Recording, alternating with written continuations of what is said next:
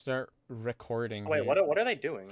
They're Covert's VOD reviewing them. Honestly, in honesty, I like Covert. I don't like his VOD reviews that much because he does and doesn't know what he's talking about at the same time.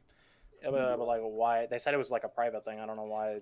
It's not, I guess, Then or why? maybe he's just doing like a one-on-one or something. I don't know. All right, I'm screen sharing. Can somebody hit me with those replay codes real quick? I do not have Nepal or Volskaya. Yo, did somebody play all the maps? I know, so I think Jespo played map 1. Jespo played, I think, most of them. I have Jespo played most of Volskaya. the maps. I Yeah, don't have yeah, Volskaya. that's alright. So Do you have Nepal? I don't have anything, dude. I wasn't in any of the games. I need all of them. Oh shit. I'm not. I'm non-playing. What do you expect? No, it's just that people have left. I don't know if we have all of them, but people are here. No, Well, we I know. Well, you have. Okay. Well, I have Gibraltar and Busan. I have Busan, Hollywood, and Volskaya. Oh yeah, I also have Hollywood. So okay. I'll give him Volskaya. Yeah. Cool. No. Remember, Borealis wanted to wait for Volskaya. It doesn't matter. Just give it to me. Give me. Yeah, I'll give do me. them in the right order. Don't worry. I just give me. Well, we did Nepal first, and then we did Volskaya. So Yeah. I guess by the time you're done, well, we don't have Nepal. I don't think any of us have Nepal. Yo, all right. I'm gonna hit up. I'll go down there. No, real quick. I'll ask him. Yo, I'm gonna be doing the thing right now. Can you just send me Nepal? The replay code. Can you just send me the replay code for Nepal so I can start getting them feedback? Oh, you don't have Nepal? Okay, yeah. I just closed That's it. Overwatch. Goddamn. Okay, I'll grab it That's for it. you. Can you ask Sky Borealis for it? Or Lucid? What? Oh, Lucida Borealis have it. they have everything else. I just need Nepal. I think. How do they not have Nepal? They were on Nepal. No, Yeah. it's Guppy's giving. Guppy's giving Borealis is AFK. And it was gonna be Alright. it was like I'm Alex. gonna open Overwatch right now. I got it. I'm gonna put in Excalibur General for you, kid. There you go. Thank you. No, put it. We'll be down in a second. Wait. I got Put it. it in I replay got it. Slow Okay, calm your got tits. it. Calm your tits, I'm gonna boss. take it and I'm gonna format it in the correct way.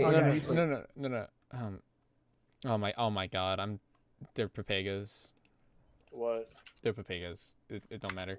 I don't even remember. It's career profile. I always forget this, and I do this all the time. What? To do this stuff, I always forget. All right. Also, I get to Malds over the 3 games again. So whenever. All right. I got Nepal. Yeah. Okay. There's Nepal. Guppy gave me. I got Nepal so far. I got Volskaya. I don't have any others. Nepal, Volskaya. I have Hollywood, Gibraltar. I think I have Hollywood, Gibraltar, and Okay. I think I have all 3 of the last. I think I have all 3 maps. Yeah, 1 second. Here, I will. So I'm guessing they didn't tell you why they're like private. No, I don't give a shit. They do what the hell. I just told them, hey, look, I'm doing it. If you guys want the feedback, come in here. If not, whatever. I'm not going. I don't have enough time to do over this like 6 times. So Hollywood.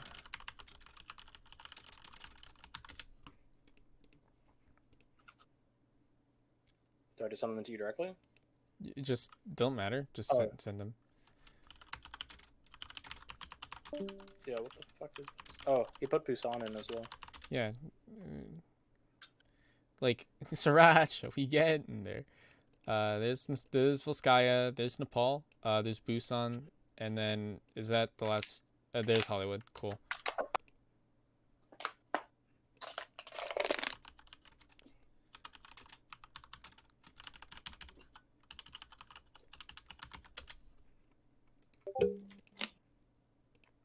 Alright. I just gotta load the other ones here. He put it in the wrong fucking order. It don't matter. Busan, Volskaya, Nepal, and Hollywood. And that's it. Now there's Watchpoint Gibraltar. Oh, there's Gibraltar. So just... Does somebody have Gibraltar? I think I do. Wait, which fucking one... Why do I have 2 Gibraltars? What? Oh yeah, right. This is the redo. That was a redo? Yeah, because Sriracha's thing got like fuckerinoed. Oh, okay. Okay, yeah, this is their own. Okay. Okay, cool.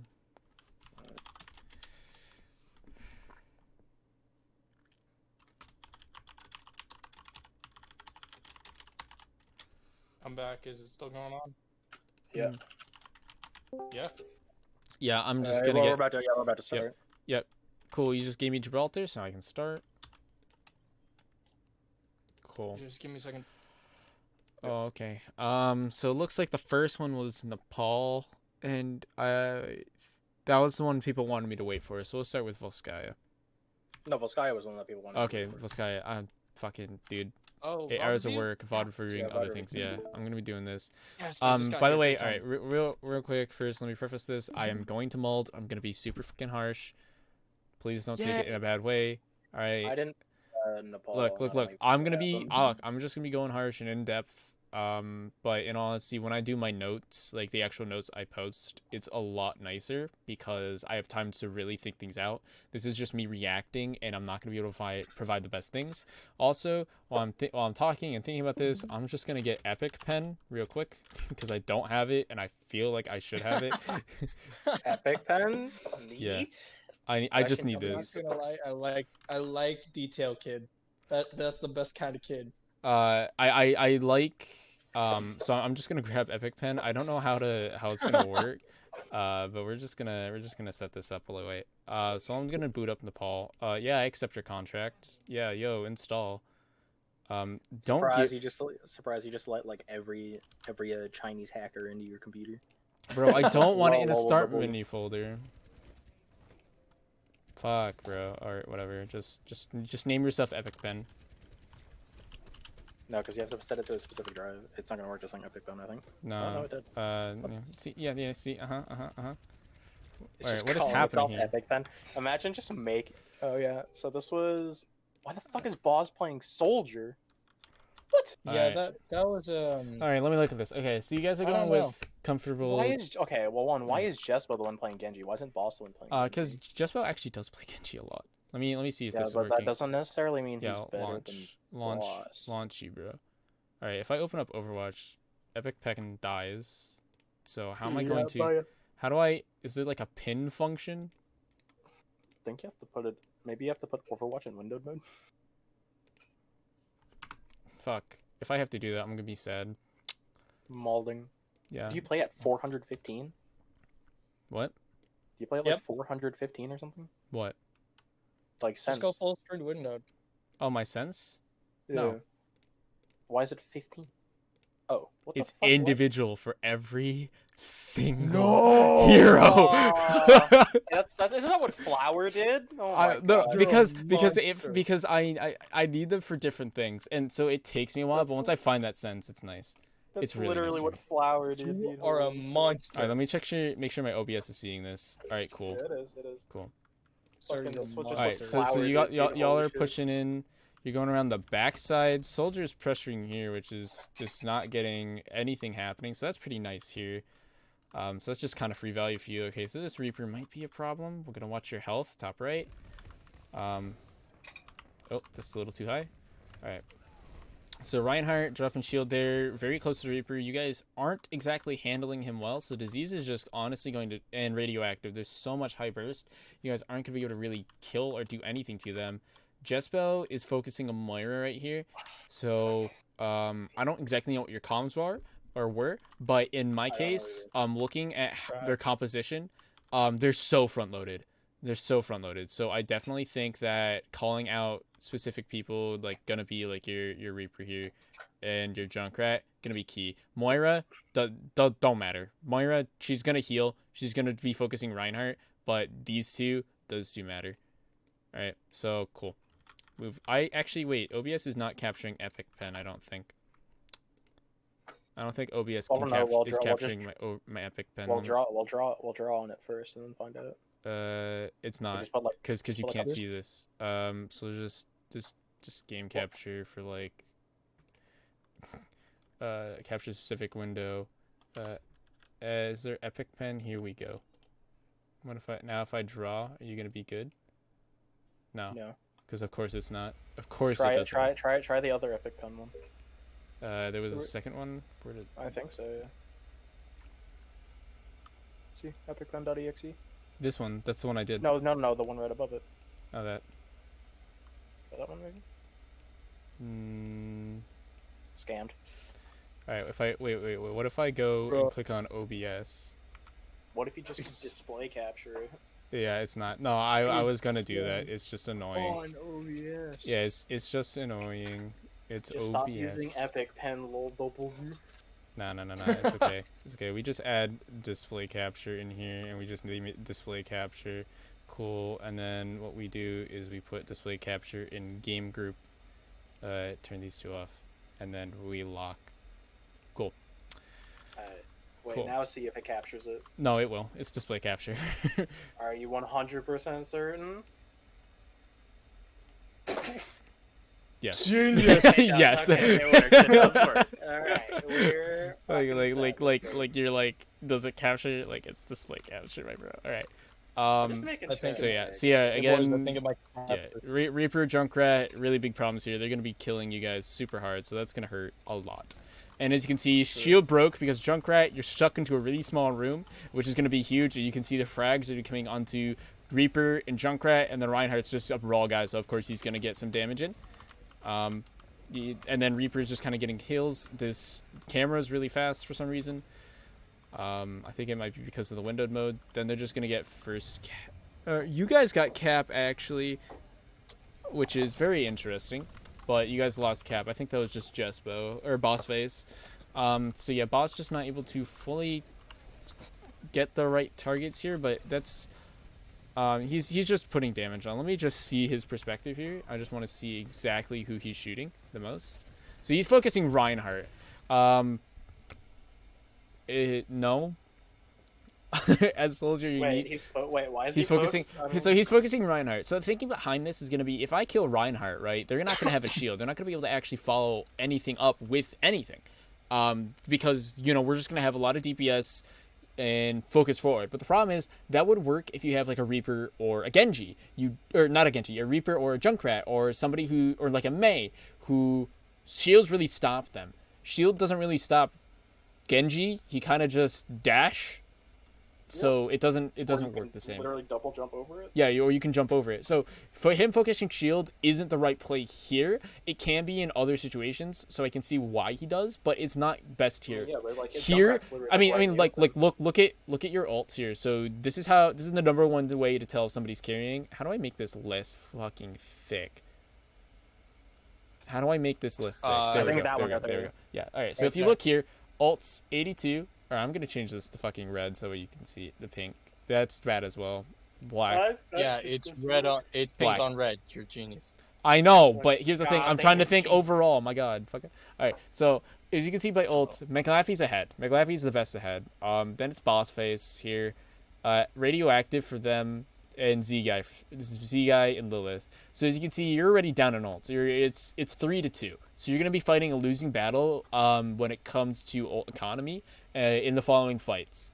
You're just gonna be behind. So what this means is they're gonna be able to just push into you, use 2 ults, and then you push into them, use 2 ults. So, but then they're gonna go first. So because they go first, they have a lot of advantage.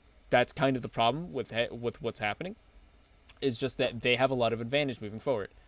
And so the other thing that you guys can do is, because you just need to target the people with the ults. So in this case, you want to be killing Radio, and then you never want Disease to get ult. If Disease gets ult, that's going to be really bad for you, especially because they have a lot of combo here. They have Coalescence, they beat to keep everybody up, and then they have See How But Good. So I mean, obviously we can't know that Radioactive is close to ult. I mean, we can assume that. Exactly. We don't know. You can kind of be like, okay, I guess that they are. You're never gonna fully know, which is fair. Does this look better? No, does this? You also missed the black line under radioactive.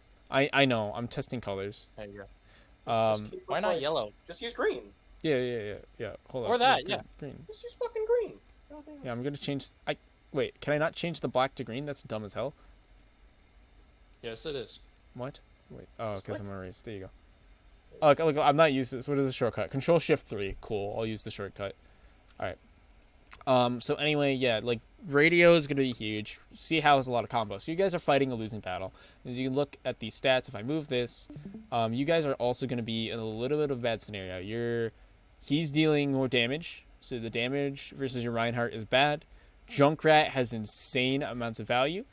Boss is keeping up with him, but it's not. It's still Junkrat. That's going to exponentially grow over time. Genji is keeping pace with Reaper. Is actually beating Reaper by a little bit. So your Genji, as you can see, 60%, 43. So you can physically see these numbers in action. 5. Right, so a 19 healing for Ana. So your Ana is great, and as you can see, your Lucio's 8, 19. So but you guys are really low and you're spread out, so it's gonna make it hard for your Lucio to get healing here. The Lucio here, yeah, as you can see from ult charge, that Lucio is gonna be primarily gonna be on the utility side for this game. So I'm just breaking this down. This is how I'm gonna be looking at it as a caster. As a caster looking at this game, you guys took point control. You got 4%, which is pretty nice. You had a decent reset. But as you can see, you're not set up for the future. You guys are set up for a little bit of the now. You do have a lot of momentum with Nano, but you don't have a lot. But they also have a decent amount of momentum with Coalescence, and they're going to be coming up with Tire and Shatter in the microsecond. Versus, I mean, Bosses is only good if a million other things come into place. So like if C has bubbles aren't on point, if Z guy isn't like if he doesn't have a shield, that's how you're going to set up boss phase. And it's just a lot more difficult than just slap a Tire in, slap a Reaper in. So your soldier needs to be focusing the right characters, and right now he's not. So instead of focusing Reinhardt, he needs to be on Junkrat. He needs to be hitting those healers, really making them feel the pressure and forcing them into this room. The rest of your team is going to force this Reinhardt in on their own. Just because that's just how the Overwatch is played. You guys are just forcing him in because you're dealing damage to his shield. You guys comp-wise, I hit M instead of N, whoops. You guys comp-wise are going to be losing comp-wise because this Zarya just kind of beats your Diva. Genji is also beaten by Zarya, so as you can see, this is going to be 2. Boss Face doesn't counter, he soft counters Junkrat, he's not a hard counter in this case because the Junkrat is set up and has decent support. And then looking out, Reaper here is just going to destroy everybody. Diva can block the ult, but can't fight. You don't have anyone to shut down Reaper. The person who would be doing that would be in Boss Face's slot. So you can see right here, this... Actually, Boss Face actually can deal with Well, Reaper. he can deal with it, but you don't have anybody shutting him down and preventing him from getting in. Soldier does a lot of damage when he hits, but it takes time for that damage to build up because you have to hit multiple shots. If you have somebody like a sniper, they're going to have a lot more utility, and just because it's big damage, it's burst damage. Reaper is good with poke, he's not good with burst. If you hit him with burst, he's forced out, right, because he has to shade. He's good when he's in a sustainable fight against lower damage, rapid hits. But somebody like Tracer, who does a lot of those and is super high on burst damage, is a good person that can, if you're really talented, can fight a Reaper of equal skill. So, if as you can see, like your comp is technically weaker here. It is technically weaker. You have less ult economy, and they have point control. So breaking it down, they're going to be in a big advantage moving into the rest of the game. So something you can do to help combat this would be swapping Soldier to Ashe. So you're going to pop both ults are here. That is huge, and that was a huge mistake. That was massive. This Nano was amazing. But Lucid right here, huge mistake. What did he do? Wait, I can't see it. If you watch Lucid here, The dude did a dump. Yeah, look at this. Reinhardt sectioned off. Moiras is pumping.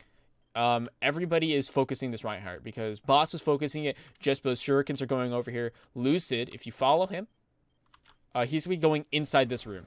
He's nanoed. Oh. He's nanoed. That's a huge anti. This Reinhardt needs to get taken out first. Reinhardt is super dangerous when he's not getting like bullied by Orissas and shit on Nepal.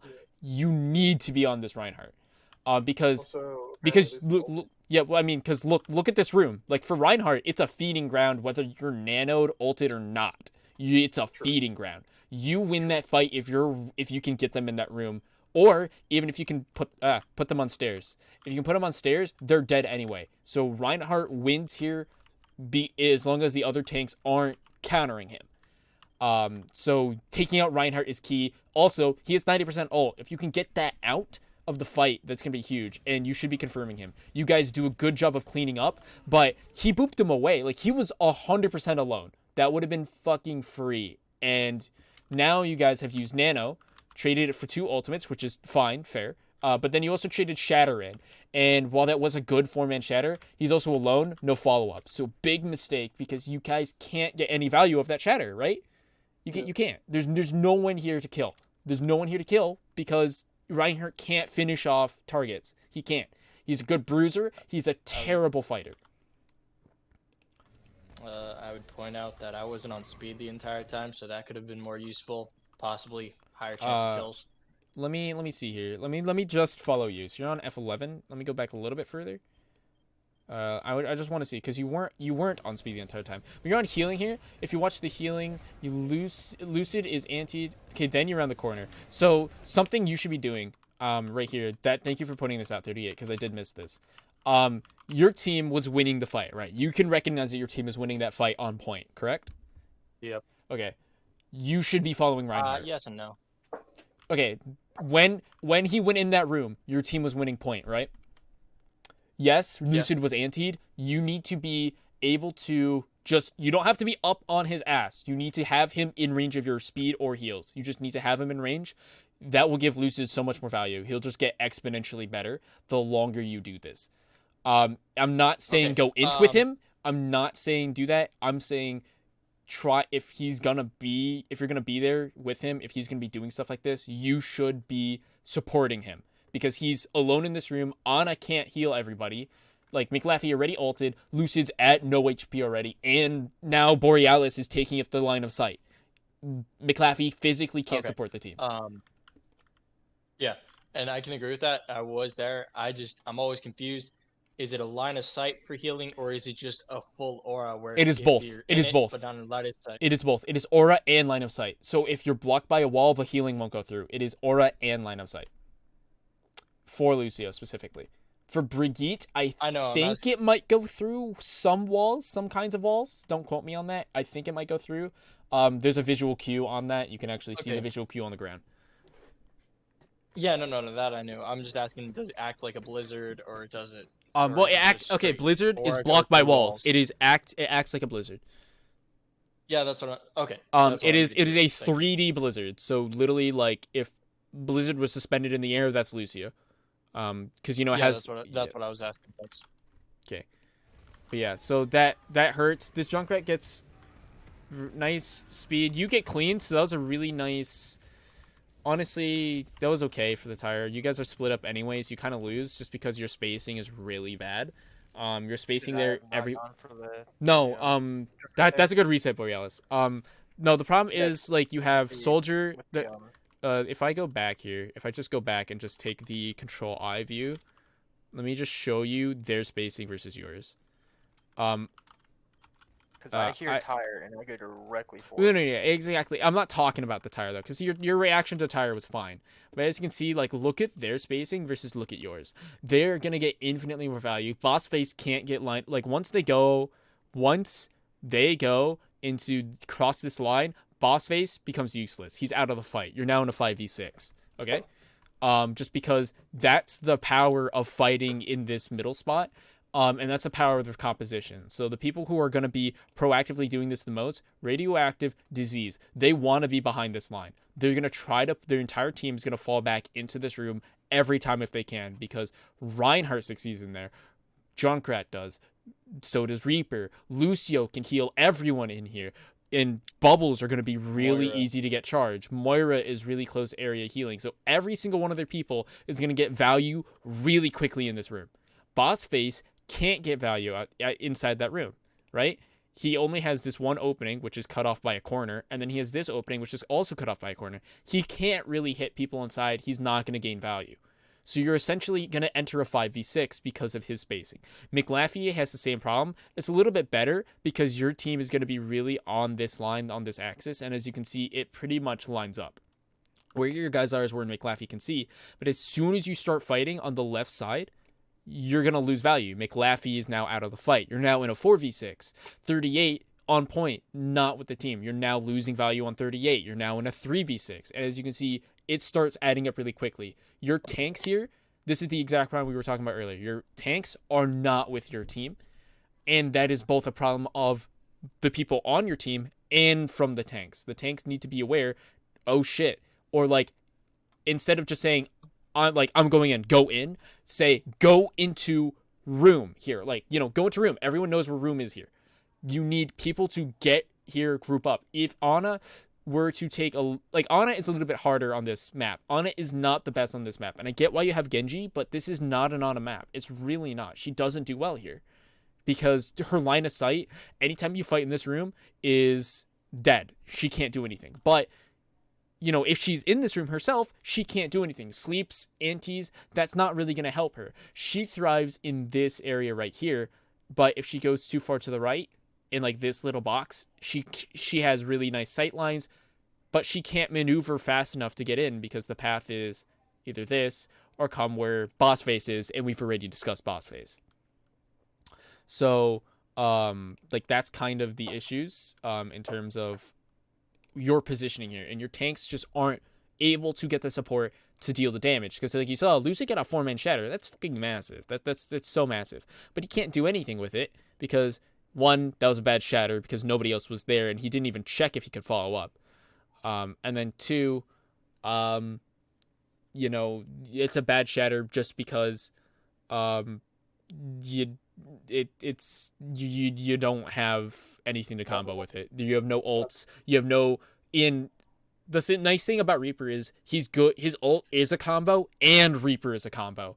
If you shatter and you have a Reaper in this room, if you shatter and you have a Reaper in this room in that area, then it doesn't matter. You don't need Death Blossom. Reaper just gets that value.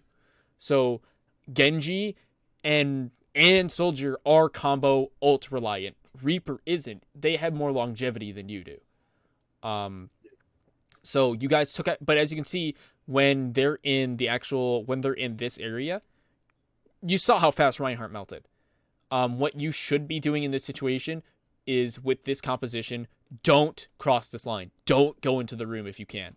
If you have that advantage, or even if you swap Genji out for a Mei, right? If you swap Genji out for Mei, if I can write, this will be fine. If Mei can get in this room and engage, you'll be fine. Otherwise, it doesn't work. Just because their ult is gonna, or their composition is gonna be a lot better. It's a lot more well-rounded. Yours is a lot more niche, but in this niche where you have this much control of the map, it's gonna be super solid, and you guys are gonna be unstoppable. Because they physically don't have the resources to pull Junkrat over here. They need him focusing your front line. He can't peel, right? He can't. He physically can't because he needs to be pressuring this line where your tanks are going to be, right? He needs to be focusing tanks. He can't pull over and peel DPS because he needs to pressure you. So the Reaper has an opening. Reaper can't go over here because he's a frontliner. So when the fight actually happens, he's not on the front lines. So your composition is much better in this open space. You need to stay centered, and your objective should be staying in this open space. Don't go in room. Don't. It's bad. Don't enter that room. With this composition specifically, with your Soldier Genji and it just doesn't work out for you guys. Yeah, they have their entire team can control space. Exactly. Have, 3 people that can control space effectively. Exactly. That is great. That is a great way to reiterate.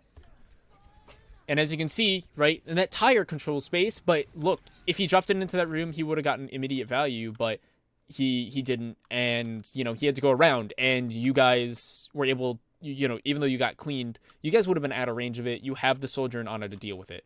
The other thing is going to be the ult commitment. Fight over, boss face ulted. Big bad. Don't do that.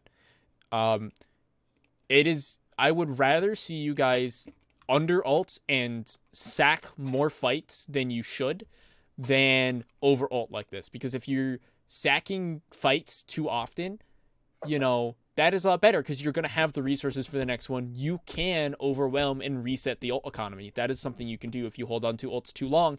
You can actually use that to reset the ult economy, because you're forcing them to hold on to ults as well sometimes, depending on what they are. Obviously, if it's defensive ult, that doesn't actually work. But if it's something more offensive that's really threatening, like Death Blossom, you might force them to hold on to beat. And then once they beat, next fight, bam, Death Blossom. You hit them hard and they can't do anything about it. Make sense? Yes. Cool. Yep. So I would rather you can't overcommit ults. Overcommitting ults is really bad. Also, that was bad positioning. He needed to back up this avenue, but I'm just not gonna. I've already spent like 20 minutes on one thing, and it's like I've spent 20 minutes on the first fucking minute. Like I Alright. said, deep kid is best kid. So that was a nice wasted shatter.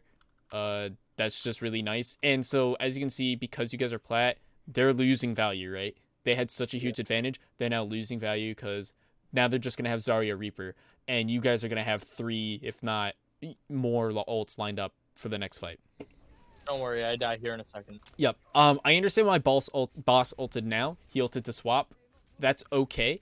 But if anything, don't do it the fight when it's over. Just hold on to it, die, do it the next fight. But don't keep making that mistake. If you know a hero isn't working, it's okay to sack the ult. You don't want to do it all the time. You don't want to sack your character all the time. You don't want to keep swapping off. That is a problem that I've seen a lot of teams doing in this league. And I mulled over it, casting a game where this guy pretty much threw away 6 ults worth of percentage. I'm not joking. Like, he was throwing away 90% every fucking time he could. And there was an entire team that was doing it. Don't do that. Save it for the next fight, but don't keep feeling like you have to stay on it because you're building ult really fast. It means you're getting value, but you need to be swapping to what your team is going to get value for. So I'll turn this off so you guys can see a little bit better. They're just gonna be pushing in a little. You guys, this is just poke. This is basic poking. Unfortunately, you did use Nano that fight, so Genji is gonna be a little bit shafted here. He's going for a flank, and that's okay. But if you're gonna go on the flank, and you know if you have like a Hanzo or a Scout, if Poke is ever watching this, have your Hanzo. Please have him Sonic where you want to be. Don't just go off on the flank. Set it up. This is what I'm talking about, right? Like, this play would be really good, but you know, getting a Reinhardt, a Junkrat, and a Lucio would be really nice, or Reaper and a Lucio would be really nice. But there's also this juicy Moira, Zarya, Junkrat, and the Zarya is high charge. You know, you don't want to go over here, right? So you have 2 options here. He 50-50. I don't know. I'm not like just ignoring game knowledge. Chose the right side. Right, he chose the correct side to go for because the Reinhardt's is low. He's not gonna be able to do that much. Reaper Lucio is gonna be pretty easy for Genji to clean up. Zarya is just gonna kill you. Junkrat's just gonna murk you. So he found he found the right side, but this isn't coordinated. How do I know it's not coordinated? Because there's a bomb right here. If this was coordinated, this bomb never would have gone out, or it would have gone out, and then he would have immediately bladed in. But he didn't, and he's not, so I know this isn't coordinated. So I would like you guys to try to coordinate things like this. If he should watch this back, you need to say when you want to go on a flank. The team, that's so important because the team can set you up. That's what I'm talking about. Like, you have amazing comp for this. Lucio can speed you in so you're going in really fast. It's unexpected. They don't have time to realize Genji isn't at the front. Sonic can fucking line you up and set you up for eternity for this fight. You know where the people you want to kill are. But you don't get that because it's not intentional. This is effectively you guys just pulling something out of your ass. Admittedly, you guys are amazing at that, but I would like to see it intentional because if it is, it means you are much better skilled players, and that skill will translate and you'll be able to pull more insane shit out of your ass. Also, this is just extending this timer. You are on a timer right now. Taking these fights, fight after fight after fight, is extending the amount of time you're going to get fucked on the control. It is. So there's no real point in doing this. So there, nice bomb. Got one person. Nice dash. Got another. There you go. Nicely done. You blocked it. Good beat. You're down main healer though, so you guys do clean up. He holds onto blade. You used 2 ultimates for that, and you blocked 1 ultimate. So that's fine. You traded equal, pretty much. Actually, you traded up, because you got more ult charge. So as you can see, Boss Face is now winning the ult race. You guys went from losing to being even, if not ahead now, because McLaffey will have it. That's gonna be 4-4 here. You guys were behind, so and for just losing it, 20% is really nice. So you guys are winning. And they're gonna be rotating down here. I would like to see, yes, nice dragon, super nice. Just saying that, but that shatter happened after. I think it would have been a lot better as soon as this happened, calling what door, because he just kind of lined up and shot it, right? But they saw him. They were trying to get out of the way. If their Lucio was good, they would have been able to speed out of that. Something I would have liked to see is that shatter call out what door or where, or somebody be able just calming that out. If it's a spur of the moment thing, but you're going to see exponentially better results from it. So nice. Disease is a huge problem here. This Reaper is going to be a huge problem for you guys. Hanzo was decent at dealing with him, so that's a decent swap here as well. But I think he's still somewhat focusing the Reinhardt. Okay, you guys do eventually clean up, so very nice. It's the small mistakes here just on who's targeting, focusing, but honestly, very nice fight. Really nice.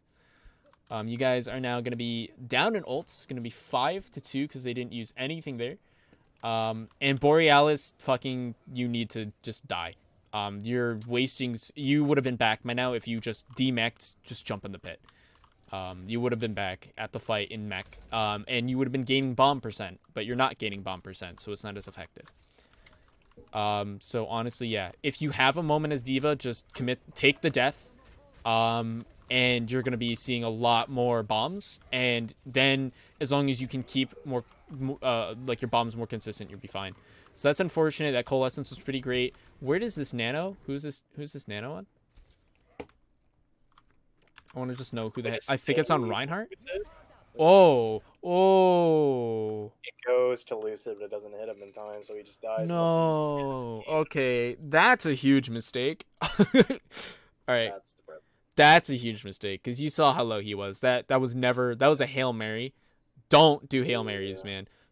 I would rather you guys. Can you check if McLaffey had? Can you check if McLaffey had he did. Did he have nade before? Yeah, he did. Throwing Nano? He did.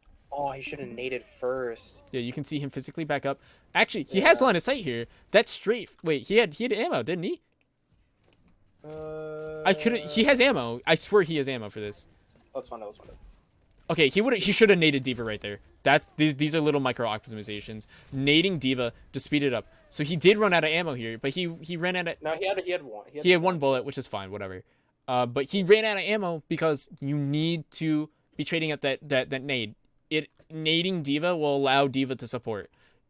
Saving it for this moment and saving it for a little bit longer allows you just you see Coalescence fucking nade that. You know. Right? Everybody knows Coalescence, damage and healing. They want to be close as hell to that Coalescence. So just nading this area, right, it's going to take you, 2 seconds to go through? So let's just watch and count out 2 seconds. So 1 Mississippi, 2 Mississippi. Right here. Would have hit Reinhardt, possibly would have hit Lucio. Might have hit, yeah, that was going to be a fucking fat-ass nade. It would have hit Reinhardt, may not have hit, it wouldn't have impacted Zarya, but it might have hit Moira. That would have been 2 people. I think that only hits Ryan Lucio. Actually. Yeah. Well, no, because she was moving. I might have been a little bit slow on the 2 seconds. Is what I'm saying. So Fast on the 2 Whoa, seconds. you were fucking fast.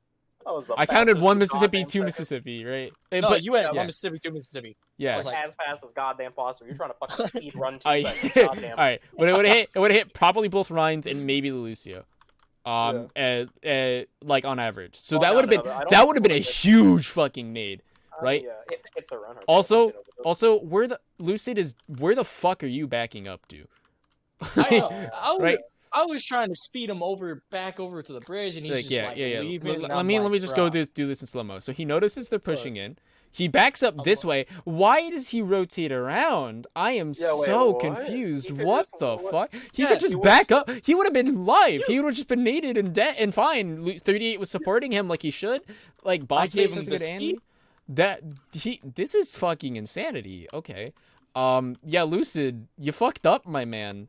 You needed to instead of rotating around this area like I need to do a different color because that's not readable.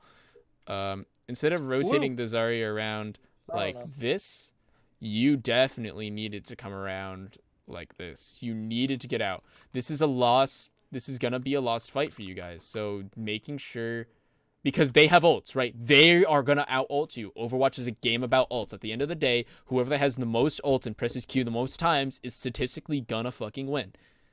In all honesty, unless you are outplaying them to a fucking T, like 1,000%, if they just have enough ults, they're just gonna overpower you. And right here, you needed to back out because that would have given your team a huge chance at this, right? Like, yeah, it would have given you a chance to help block Shatter, would have given you a chance to help block Tire. You probably would have lived Lucid and gotten a lot more value, but instead, you're rotating around for damage, and that's not what the team wants.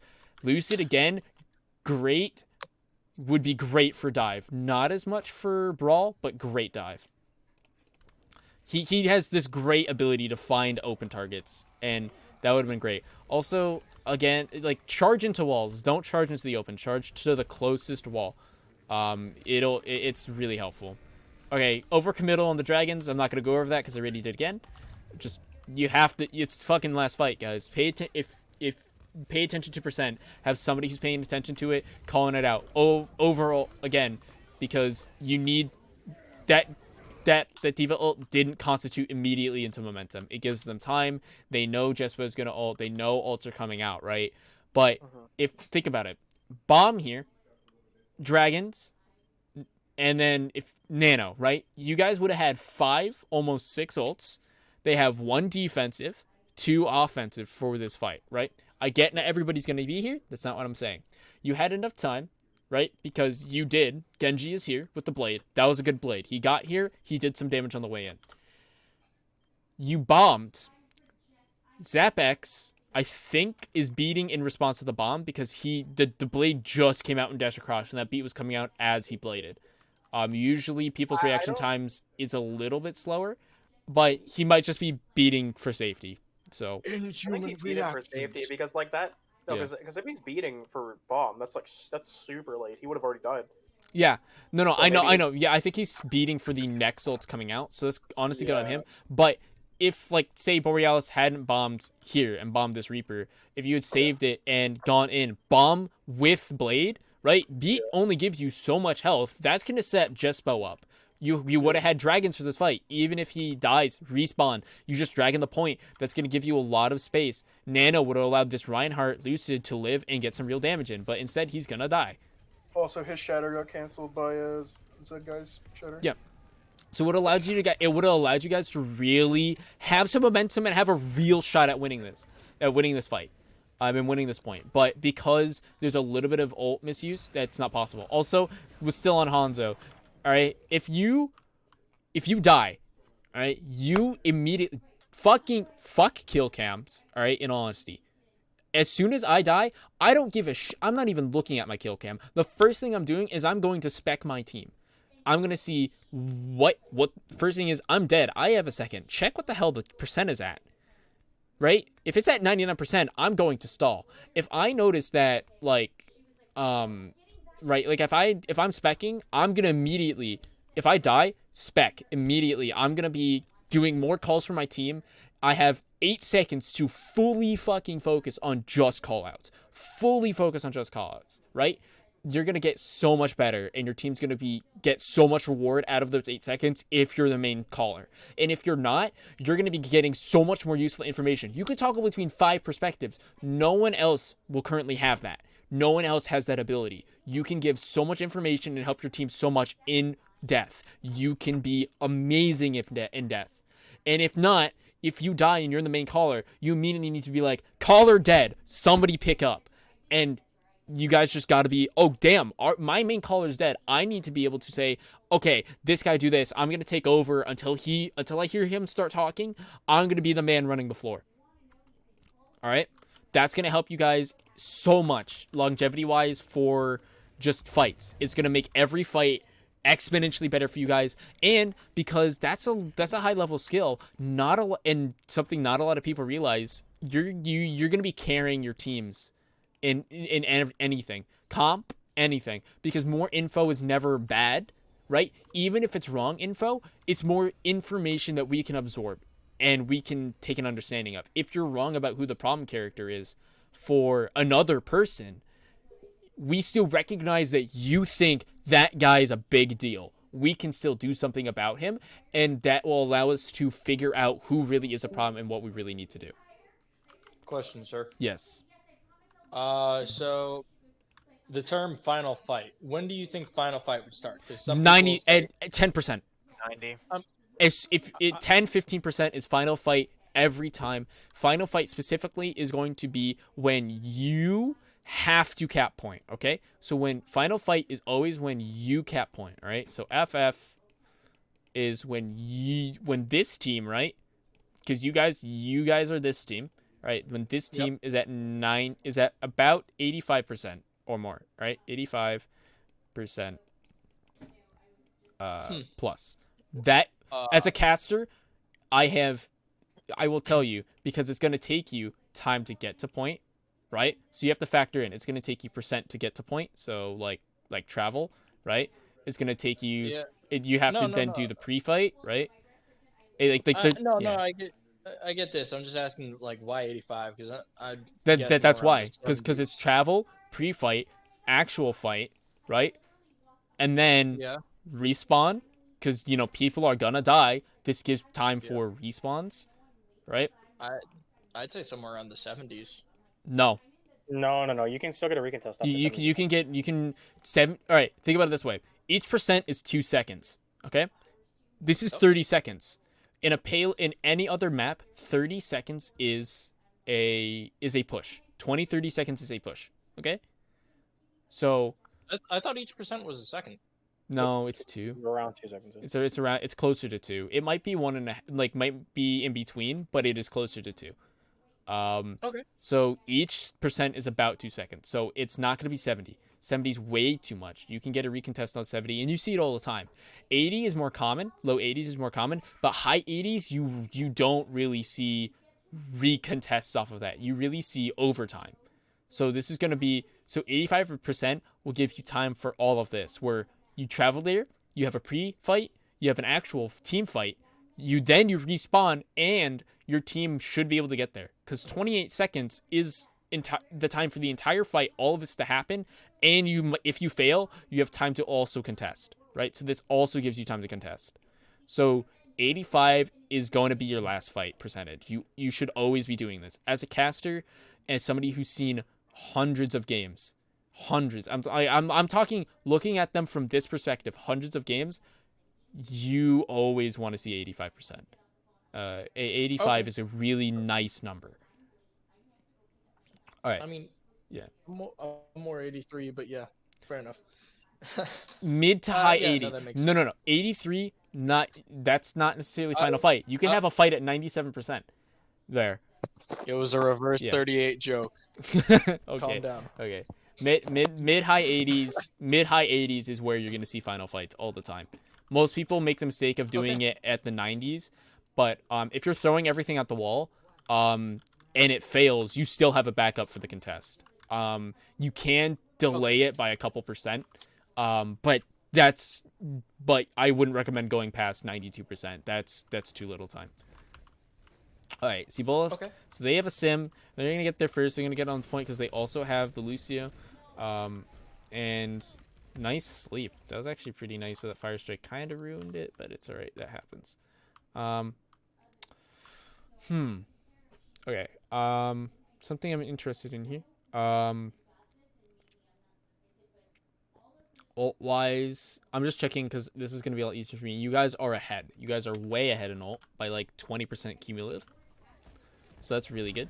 Ooh, that Reaper getting a lot of value. Jespo really nice in this Reaper. I like his Genji, but it's not what your team needs, I don't think, in a lot of situations. That's an unfortunate charge. That's just Lucid being way too upfront. Again, Lucid too far ahead. Because if you look, if I go into the top view right here, come on, please, thank you.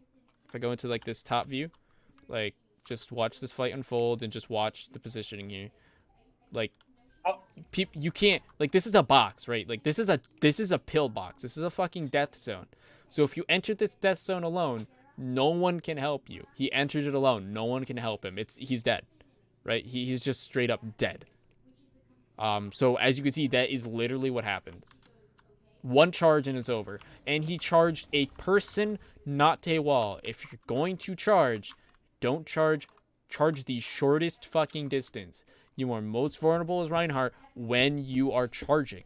When your shield is down is when you are most vulnerable. Charge the smallest distance. Alright? You guys are still taking this. You're down effectively 1.5 people. Diva's a half. Baby Diva's half a character. So you're at 4.5 people right now. And you guys are still fighting this. Now you're at 4 people. And you guys are just now getting out. So as you can, or actually no, you still fighting this. Oh my god, you guys are still fighting this. Okay. I personally realized that we lost points, so that's why I directly go to that. No, and that's fine. That is the right play. You reset yourself. As Baby Diva, you're either gonna get staggered, try to jump off a ledge, or nuke into point like that. Those are your 3 options, and one of those is out of your control. So that was a good choice. You're up against Plats. They're not gonna be good about that. But you have 3 people here. No real supports able to enter this fight with you, and you guys are kind of just fighting a 3v6, 3v5 now. It's not smart, at all. McLaffey really can't help you. That Ana can't get close enough, and as we've seen, McLaffey isn't min-maxing his abilities. He used sleep once at the beginning, but as you can see, his cooldowns are like, there you go, there's sleep right there. Have you seen a nade? On himself. There you go. There's his nade. On himself. Number 1 problem. You have an off support for this. The supports are supposed to help each other. This nade needs to be dedicated to helping the team more than healing you. It is not a self-healing tool. It is a crowd control tool. It should be on the other members of your team and the members of the enemy team. If you can get yourself and your team, that is fine. That is totally fine. And in situations where you know you have Nano, that's going to win the game, you should keep yourself alive with it. Otherwise, I want to see this on the other people. You'll get good about knowing when and where, but as a general note, if McLaffey ever watches this, fucking nade everyone but you. You should be needing everyone but you, essentially. General rule of thumb. True. Much for that as ML7. Yeah, and he hasn't been nading consistently, so you've been losing a lot of value off of your Ana because so much. Think about it. Like, think about what they played last round. Reaper fucking loses to nade, but you're not seeing nades. Nades needs to get used. It is the best tool that Ana has to support her team. Fuck the healing. Nade gets more fucking value than her healing, pretty much, because you can just pick another healer to get her healing done. Like, if I want healing, I'm picking Baptiste. If I'm picking Ana, I'm going for sleep and nade. I think that's a fair assessment. Moira. Okay. You But said for healing. look. You get the example. That's the point. Yep. Yeah. So. I'll just shut up. Yeah. Jokes are- No. I'll It's go for look. time. It's okay. It's fine. I can't tell. I've had a long day. I'm treating things really seriously. That's on me a little bit. Borealis is okay. This is a little split, but you guys should. I'm going for the Junkrat. There's a better way to do that. There is a better way, but it requires a little bit more team coordination. So what would happen if you were to try to get that Junkrat before you went around the left? Your team needs to create frontline pressure. So Boss needs to secure a nice wall. All right? And then Lucid and Jespo need to push up to that wall. While that's happening, you should be flying up to get on that Junkrat. That's all that happens. It's not a lot of teamwork, but it is a little bit. So he has to wall off somebody, and that's going to free up, because off-tank, Diva, your main role is protecting the team, diving to protect, right? Yep. Look, in all honesty, if you're gonna watch the animations for lore, they're also really good for gameplay because Reinhardt is a fucking shield. If you're not playing him as a shield, you're losing a lot of value typically. If you're not using D.Va's mobility and her ability to block and get on targets, like in her short, you're not typically using her properly. The characters are made in a certain way where if you watch or you understand them, that will also help your game sense. In all honesty, the people at Blizzard are amazing. They've been doing this for fucking decades. So they understand exactly how to make this stuff. I'm going to take my dog for a walk. I don't Yeah. know Yeah, you're good. if I'll come back to this because I can just watch this. Exactly. online. It is. I am actually recording audio, and you guys, I'm recording your responses and stuff like that as well. So Okay. yeah. Yeah. Oh, Yeah. hi YouTube. Yeah. Hi YouTube. Yeah, it's Hi, not Mom. scuff. Yeah, it's not scuff this time. Yeah. As you can see, you're kind of. I didn't mean to do that. I meant to do this. As you guys can see, you're kind of a bit screwed. You're just. It's 4 ults to. It's 4 ults to 6, but they have 70% ult advantage. So this is what I'm talking about. Where I was like, if you have ult advantage, you can really. If you hold on to it, you can turn the tides. Because you really need to be taking this point. So that's a nice wall from them. You guys need to get aggressive, 85%, so this is where you should start getting aggressive. You see Lucid does this, he has the game sense to do this, but the rest of you aren't able to really capitalize. This wall's on the wrong fucking side, because Boss Face flanked around to the left. Boss Face, always, you need to be going towards your team. I would rather see you wall them this way, and they have to take the long way, than you secure 1 kill on point. It's not worth it. It is not worth it. Your team needs to be able to get to you. And that's how you're going to get picks as Mei, is when your team is with you. You only have a Reaper, but it's against just a Junkrat, so you should be okay. Also, You blocking your own Blizzard. Yeah, what, 38? I missed the beat.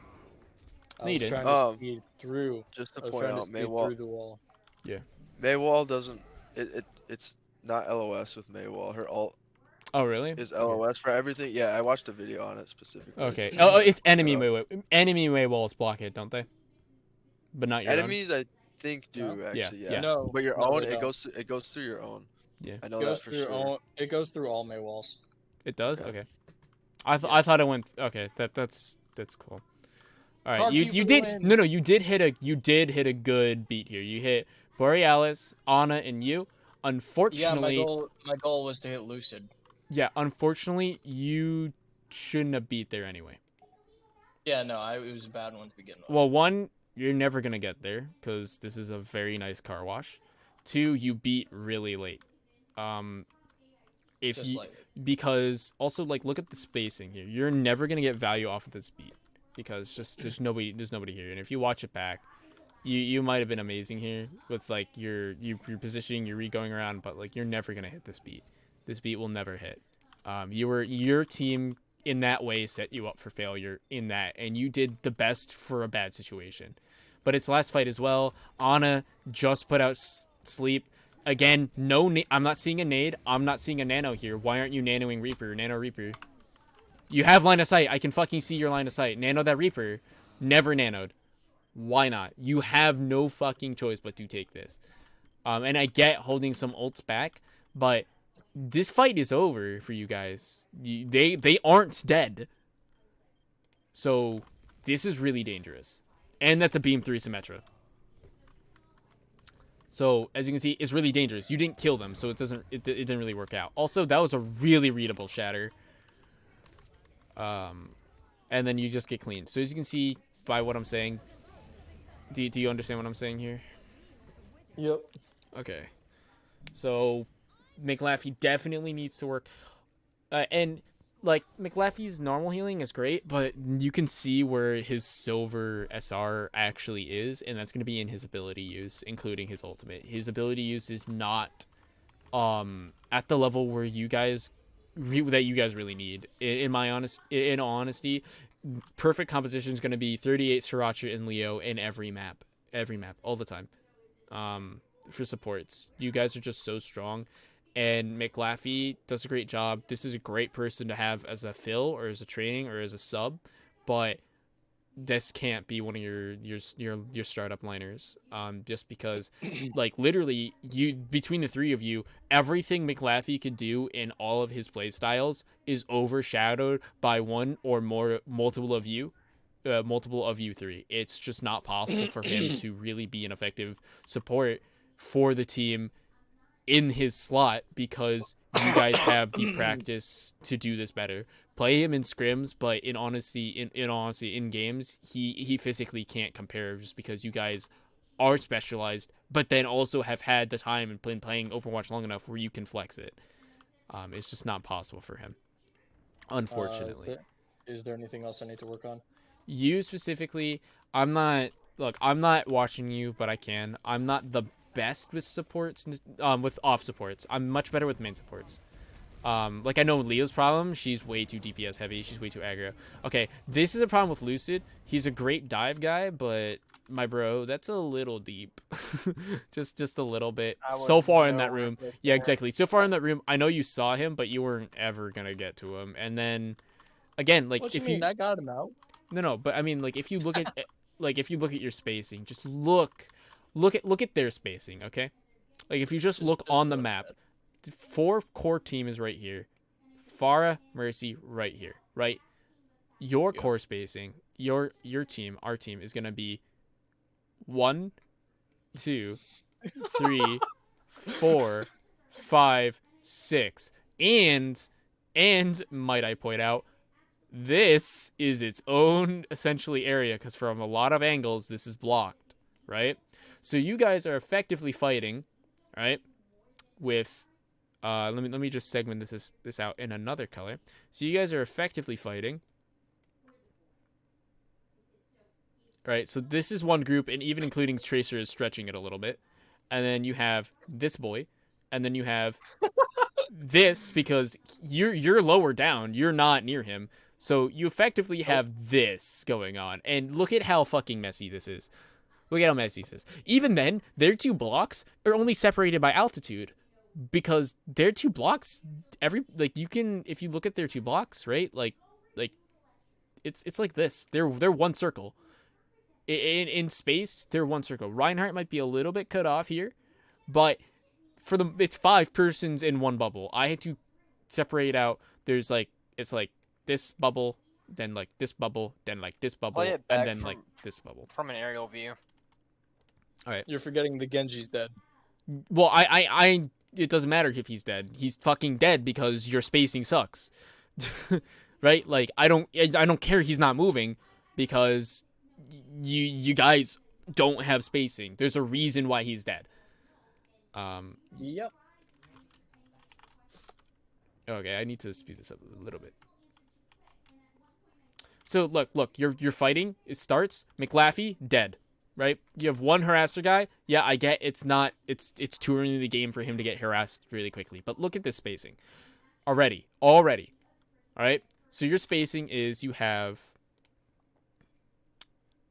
gonna have this, right? You have these 3. You have and then let me do a separate color here. So you have those 3. You have that's an eraser. I'm fucking bad. You have this, all right? Then you have McLaffey on their own, and then you have Lucid on his own. So look at how many circles, right? Look at how many circles. And if I'm going to be the same amount of scrutinizing with their team, if we move up a little bit, so I can just move the camera closer, right? You can physically see, okay, from their perspective, they're gonna have 1 circle. But this is connected to this. These 2 are connected, right? Because the Zarya has an easy way to push up to the team. Yes, they're separated by space, but Reinhardt but there's bubble, there's Ana covering. This is a really nice zone, and then you effectively have this, right? So they're really close, right? Still, like, look at how close these are. Even in the pre-fight, the only difference is because they went this way and they went this way. There's no real difference in, like, this is a really easy way for Pharah to drop down to the team. Pharah can go back over the building. Pharah can cut down through the middle, can go through the top right here, can go back through building. they're really connected versus you guys have to go around building, you guys have to go push up. I don't even know why the fuck you guys are pushing out when your tank is on one side, everybody else is on another, and fucking you have point control. Yeah, I get your dive, but your point control, and you don't have anything to kill this pharmacy. If I were you guys, fuck Winston being on the pharmacy. Diva needs to be on pharmacy. Diva is great at countering pharmacy. You eat rocket, you micro risk him in the face. No, and that's fair. I know you don't have. I know you don't have. I'm just explaining. Once you find that out, Diva's great. Diva's so good. And the problem is you're also needed at the front. If you look, your DPS here don't synergize with you, right? Tracer Genji does not help. Dude, there's no frontline pressure. It is you and Winston, right? Their backline. You have double harass dive going, and that's not a comp. That's very successful. It's a comp, but it's not a successful one because, It's OG dive. Well, It's working perfectly. No, yes, but Tracer is no longer as slappable as she is. She in old days, Tracer, you could just slap her on literally anything and be perfectly fine, right? But now you can't. She physically can't just get slapped on anything. So, now Tracer has this area, right? Everybody else, literally Tracer and Ana are the only two that can do this. Or they're the only two that can't do this. Everybody else can go up here. If you notice where your main tank is going, even if it's a stupid ass place, go follow him, because it's going to be infinitely more successful than whatever the hell happens right now. All right, so here's more aerial view. So now you guys spread out. Diva's doing a good job of covering her sides, but as you can see, as you watch that fight evolve, right, McLaffey moves to get a better angle this way. You guys move to rotate around, and Winston's rotating this way, right? So you end up with this, and Genji's rotating this way. So you end up with this weird counter, like what are you gonna sandwich here, right? Like there's nothing to sandwich, so there's no real purpose for this movement flowing the way it does, right? It makes sense in the moment. Oh, I'm gonna kill Mercy. Hey, I'm gonna rotate around, maybe get some shots in, but the thing is, your Diva, fucking, what burst, what DPS, right? He's Winston. What DPS is he gonna do? Fucking Genji gets nuked because he's the only one playing point. McLaffey can't support anybody besides these two because there's no way he's hitting this angle. Even then, there's this little circle in the middle. There's no way he's hitting Genji. Genji's dead. You two, dead because, right? Lucid, dead. He's off on his own. These three, dead because you guys can't hit anything. And 38, you're supporting here, but you're a frog. What the fuck are you doing fighting Afara? I'm not fighting the Farah. I'm fighting the Junkrat. So why are you fighting the Junkrat? Because I was going to heal the monkey. You're gonna go heal monkey, okay? But how is that a smart decision? Answer me. Walk me through your process. Walk me through your thought process. It was staying with the tank, is it not? Yeah, but is that the right tank to stay with? Do you think that is the right tank to stay with? Kid, I'm gonna be brutally honest here. Do you think I ever think when I play? You should. You fucking should. That's not an excuse. The answer is no. That's not an excuse. Okay. You should be thinking. Overwatch is a thinking game. There's a lot of mechanical skill, but game sense is a huge portion of the game, and you can't succeed as a player if you don't have both. You can have shitty aim and be diamond, and you could have amazing aim and still be diamond. But in order to get past that, or even in order to get out of plat, you need both. You need some semblance of both. And so not thinking when you play is not a good excuse.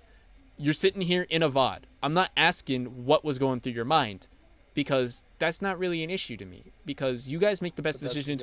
No, you guys make the best decisions you can in the game, right? I asked you, why were you doing it? You said, stay with the tank. That is correct.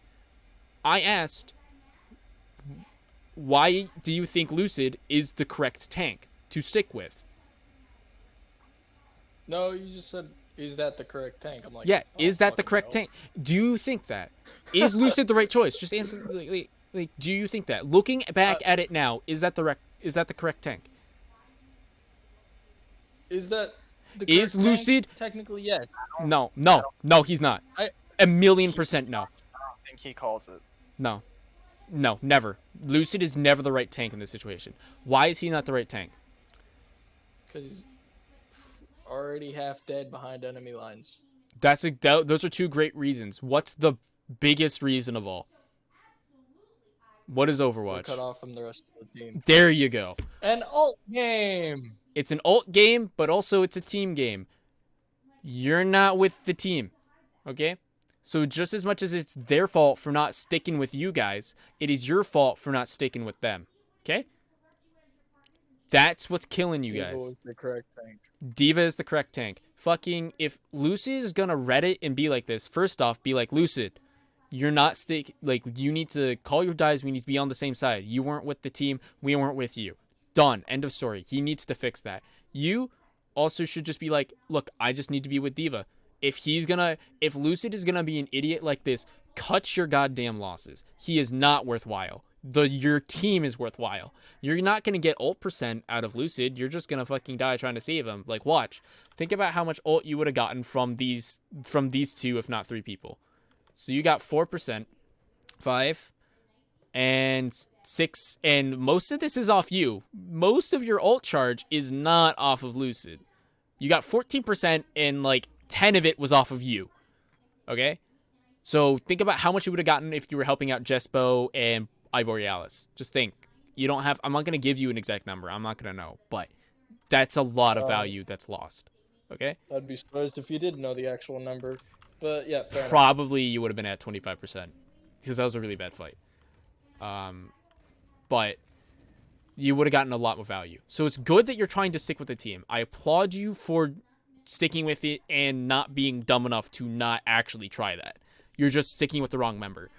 Don't separate. Our biggest problem is our team separates. You guys need to work on team positioning, in all honesty. You guys just really need to. This Pharah takes up so much space. Like, look at how oppressive she is. Like, you guys can't cross this line. Like, if you're just watching, you guys really can't enter the... Like, you can't cross out of this area. Like, this is safe. Everything else is death. Because you can't deal with this Pharah. You can't deal with the Reinhardt. Your Winston's not diving properly. What are you guys going to do? In all honesty, I like Lucid, but in the grand scheme of things, he'd make a better fucking assassin DPS than he would ever a tank. Because he doesn't stick with the team. He's really aggressive in his positioning.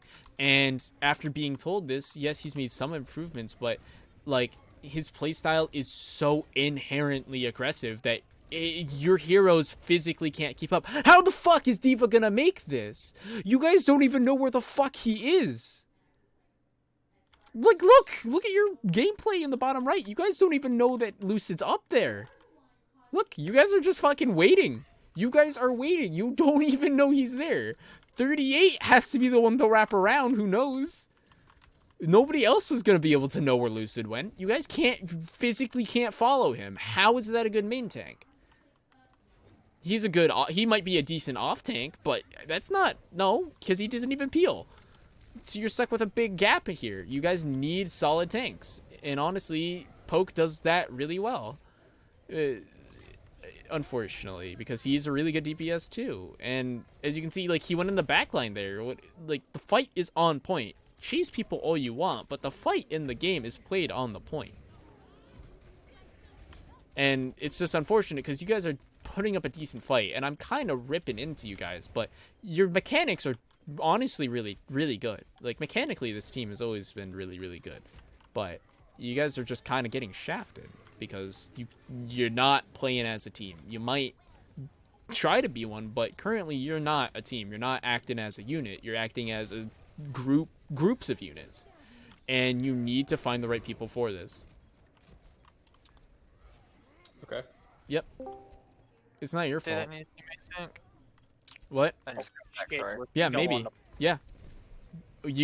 I definitely Lucid doesn't work for you. Definitely Lucid doesn't work for you. Oh my god. I Also, yeah. this is just against everything that you probably just said. But if you guys ever need me to play DPS, I can do some hit scan. And that's fine. No, that works. Look, flexibility isn't bad. The team has to be comfortable with you on it. That's the only thing. So yeah. My one role that I can fill within the team. What the fuck? Yeah, Steal it from me? This is some bullshit. Look, that's flexibility. But then you also have to realize that Alex is literally God hit scan. He can do Reaper. He can do a couple other things. But if you're gonna put him on a roll, if he's there, don't ever consider anybody else for hit scan. If you have any inkling that it's a sniping map, a Pharah map, anything like that, just put the man in. You'll see when I just fucking put get the into man in. Hollywood and why I was like kind of malding a little bit that fucking who was it? I think it was Covert who was playing Ash against me on the map. You'll see how many fucking times I dink him and why I start to mald a little bit that their Ash has so many fucking resources. You will see how many times I dink that man. I had 44 fucking scoped critical hits that map and like 10 final blows on Ash. I was fucking pissed. Good reaction here. It was Reaction clean. here. Where's Boss Face? I need to know where Boss Face is because he's a Sombra. No, he swapped to the Junkrat. Junkrat because he saw their comp.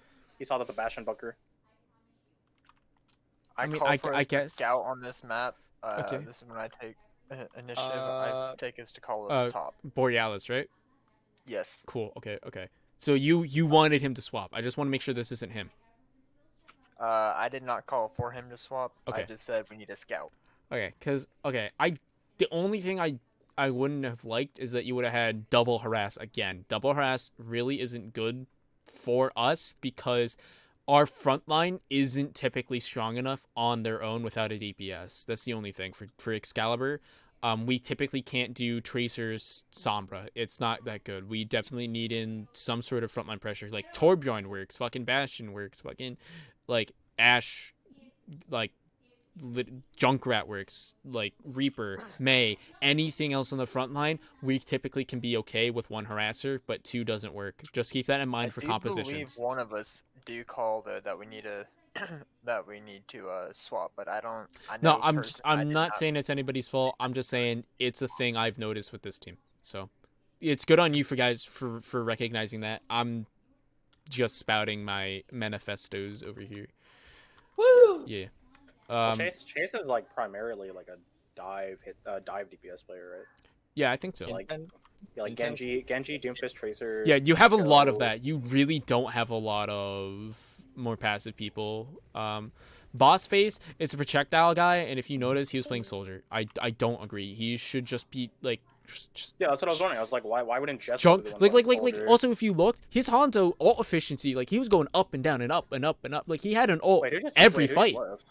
I don't know. But if you notice, Boss had 38. Yeah, 38. Boss had ults every fight on the map when he was Hanzo, right? So like, this man is projectile. Okay, cool, he can flex the hit scan if you need it in that game.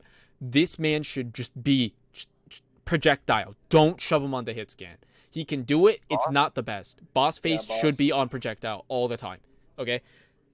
If they have a sniper, slap him on Hanzo, slap him on Torbjorn before you slap him on a sniper. You guys can deal with snipers. You have enough backline harassment tools and people in your team. You can deal with those people in a different way. You cannot. Besides Alex, we have no way to battle hit scans in the front. We have Excalibur doesn't. Alex is the only one who can do that. Alex again? Lurk. Oh. That's the only. I wasn't in this. Yeah. I wasn't here for the first two maps, so that might have been a reason why. Well, and it's okay. He did a good job on hit scan, but like also it was Nepal, right? Like freaking Junkrat and Hanzo love Nepal. Like 100%. Like he would have been fine and been able to do his job that way as well. Also, if you notice, you guys are fighting on two sides. Bossface did a really nice job flanking. This time, you guys were really together, even though you were trading out picks. This is fine. This is a really good fight. I just want to emphasize, for all the shit I was giving you, this is a really well-executed fight. It's patient. You guys are taking out the targets slowly. You have them boxed in to the point where they're uncomfortable. This is you guys taking initiative, even though, you know, you guys are reacting to their composition. This is in their positioning. This is really good. You guys are really taking control. This tire might have been extra because it is defense and their respawn is just like never gonna arrive. But otherwise, like, this is pretty much perfect. That might be a little bit extra. I'm not saying it was or wasn't. I'm saying it might be. I'm not exactly sure because we'll never see the game where he doesn't tire here. I think it definitely won them points. Yeah, it won the point, so that was a really good definitive ult. So I do really like it. I'm just saying, in a perfect world, because you guys were already just destroying them in here, you guys might have taken more time, which is obviously what they want. But they physically, they can't continue to run Bastion. They can't continue to run their comp. Theirs has a very short lifespan, very short longevity. I think they keep this comp actually coming in. I think. No, but I mean, like, that once you kill them, once you start trading, their comp loses power. Oh, So, okay. they physically can't keep this comp up over time. They won't ever win the ult economy. So they will eventually lose the game. So, Right. you know, they want to burn the timers. So this is a fine move. I'm just saying, you guys probably could have won this pretty quickly because you have, like, look at their spacing. It's terrible. Like, they're too close. They're too close here. So you guys probably could have won that without using ults, but this is fine. Especially for your level where you're at, like, which is plat-ish, plat diamond. That's a really good fight. I'm sorry, I've been coaching a Diamond Masters team tonight, so I am kind of in that mode. I'm not attempting to be though, so just as a heads up, like, that's kind of what I'm looking for. So some of these levels of mistakes I'm gonna try to say when it's more acceptable. I'm just pointing out when it's technically a mistake. Borealis, okay, that's a good remake. Honestly though, if your team has point, you can just commit suicide. It's acceptable. It's fine. Okay, beat going in. Shatter hit 2 of you. Radioactive. Okay, so you guys are just kind of eating ults in here. And if you look, this fight is kind of taking too long. So you kind of know you're losing this fight. And they have a lot of advantage on you now. So this is a huge waste. And even if you, like, win this fight, win this map against a better team, this is a huge waste. Wait, for what, the primal? No, all of this. Like you just committed too much. You committed way too much. The reason he used beat was because there was like 3. It's because I called it. Yeah, there was like 3 people on someone. Yeah, and then they popped beat. That's what they told me. That's what I asked. I said that. I said like I was watching this and I was like everything was pretty good except for like. Yeah, everything was really good. Everything was pretty good, especially. Except for, like, this what the fuck? beat. What the fuck? Nobody. What? No, that was a terrible beat. In all honesty, that was really bad. Like, he hit good spacing, like good positioning on that beat. I'm not gonna dink that, but that was a terrible time to beat. That was really bad, because they were on Genji. What? But like, that's your tradable here. Like, that's the person who can die. If anyone's gonna die, it's gonna be Genji, and that's fine. Like, you're gonna expect this. Like, Genji should be dying first. Pull back and get into the D.Va. Also, why the fuck was he on the front line? Shouldn't he be, like, going somewhere else a little bit? Like, that's just a comedy of errors right there, and that's a decent reaction, but you guys were a little unprepared for this, as I can tell, because you guys didn't immediately jump on the beat. It took you guys a second. So, good reaction from everybody who reacted from the beat, but that was a really bad spot overall. He should have held this for when it was actually needed. You guys have 5 fucking minutes, and you guys are rushing it. And pull back the time. Yeah, you guys have 5 minutes. You're rushing it. You're using beat offensively when you have a perfectly good nano right here. You could have just nanoed Genji, same result, and it would have been infinitely better because you would have had beat for their reaction ults. Yeah, you would have. The amount of time where it's amount of damage they're taking from like this covert and radio. McLaughlin just builds it really quick. Yeah. Especially because like Borealis is what, like, it looks like he's like 60-70% here. Yeah. That's like 20% ult charge right there. Yeah. Straight up. And in like. Back there real quick. Yeah, real quick. Yeah. And then spectate me. F7. Here we go. I'm curious. Why do I call this? What do you call what? Dive? He calls the beat. One that calls for beat. That's Okay. no. That's I feel like I'm getting pressure, but they pull back. yeah. And in all honesty, if he's gonna beat like that, that was a great call, right? You guys are going in with the fight. You're trying to build the advantage with the beat. So you're trying to get value with the beat versus when you use it more defensively or you be more patient with it. then you're getting immediate value. This is not getting you immediate value. You saved a Genji who's gonna fucking die anyway. He's going to die in this fight. Genji is built to die in this fight. He's not going to kill both Torbjorn and Bastion. He's going to pressure one of them, or pressure both of them, but he's not going to be going on a killing spree. They're too high health for that. They have Brawl, they have Sigma, who's going to mess him up. Mercy's going to make it hard, because even if he gets it, they're going to res. They have a fucking Immo, so he's not going to be able to confirm anything while Immo's up. So Genji's not going to do anything here, and this is a really... But the reaction afterwards, you guys diving, really well done.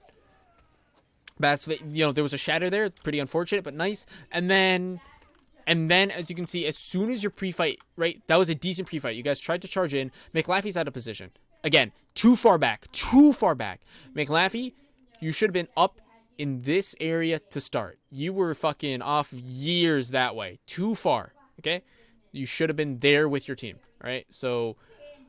just be why be all the way over here when you have getting this when your team's gonna push in, you're just gonna round this corner and be safe, and you don't have to fucking reposition. You're already there. You don't have to reposition. So again, this is his McLaffy, everything is positioning here, and this is why I like Leo Sriracha more, just because they have that positioning knowledge. So as fast as this man is building it, he's not if I go to his perspective, he can't use his abilities because he's too far back. He doesn't use them all the time, so he's not cycling out value from them. Even if he's just using them for minor heals and it's a mistake to use them too often, he's not getting any value from having them on cooldown because he's not even using them when it's a good time. And then you guys, and you can't do anything because Ana is great, but Ana one trick is not great, because a lot of maps aren't good for Ana, unfortunately. She's in a really awkward spot right now. She is both always good and... always bad. Yeah. It's really mapped and comp dependent. And Dive is not a Ana-friendly comp. Actually, it is, isn't it? A lot of people used to run Ana for dive comps. Yeah, but... the reason why I'm saying this is, yes, technically overall it's okay, but with how your team is playing tank line wise, and because that's the core of dive, it's never going to be acceptable. Yeah, okay, that's different. And even then, with how Lucid goes in as Reinhardt, it's never acceptable for you to really have an Ana. You're going to get more value from literally Zenyatta, just because you have that opening to Discord. It's not going to be good. So he's going to escape. Again, no nanos here. Keep in mind, this fight has been going on, so he's holding on to it. Nano Monkey is pretty decent here and would definitely do a decent amount of value. Where is he going? He's protecting McLaffy. Fight is over, so Guppy's getting out. Okay, fine. Right? Fight is over, Guppy's getting out. Borealis commits suicide, but then you're re-engaging. What? Why dive out? There's no point there. Why dive out? You guys have the right idea. Simbor, Bossface, McLaffy, all you guys have the right idea. But look at how fucking far McLaffy falls back versus the rest of the team. Right? It's just so far away. And then they're back up here. So also keep in mind, the farther you are away, the smaller the hitbox, the less accurate you are going to be. There's a nice medium range here where you can be Ana. Yeah. But, okay, so now Guppy's going to go to Reinhardt. Okay.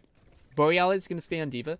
You've now given them all advantage. And then look at this. Yeet the bomb. There's no setup. There is no setup. You guys aren't even fucking ready to push in. Bossface just got up top right. There's no setup. He's not ready to tire. He's not already tiring to set this up. You have no follow-up. This is just a fucking Hail Mary again. You guys aren't taking the initiative, right? You can be reactionary and then still have good ass bombs that aren't just fucking coming out of nowhere. Where is anyone gonna be, right? Nobody is there. Nobody can follow up. Reinhardt? No, he has to go around these boxes. He can't charge in. He has his shield up. Genji? Yeah. Genji can't follow up. That's too far for a dash. Jespo is on healing. He's not speeding people in. Nobody knows this is coming out. Because if they knew it was coming out, you would have seen bomb, fucking speed, charge, dash. Fucking Bossface would have been top right. Give us a timer. yes, when you call it, you don't do it immediately. You gotta do it with a bit of give. Your team is Oh yeah, remember. yeah.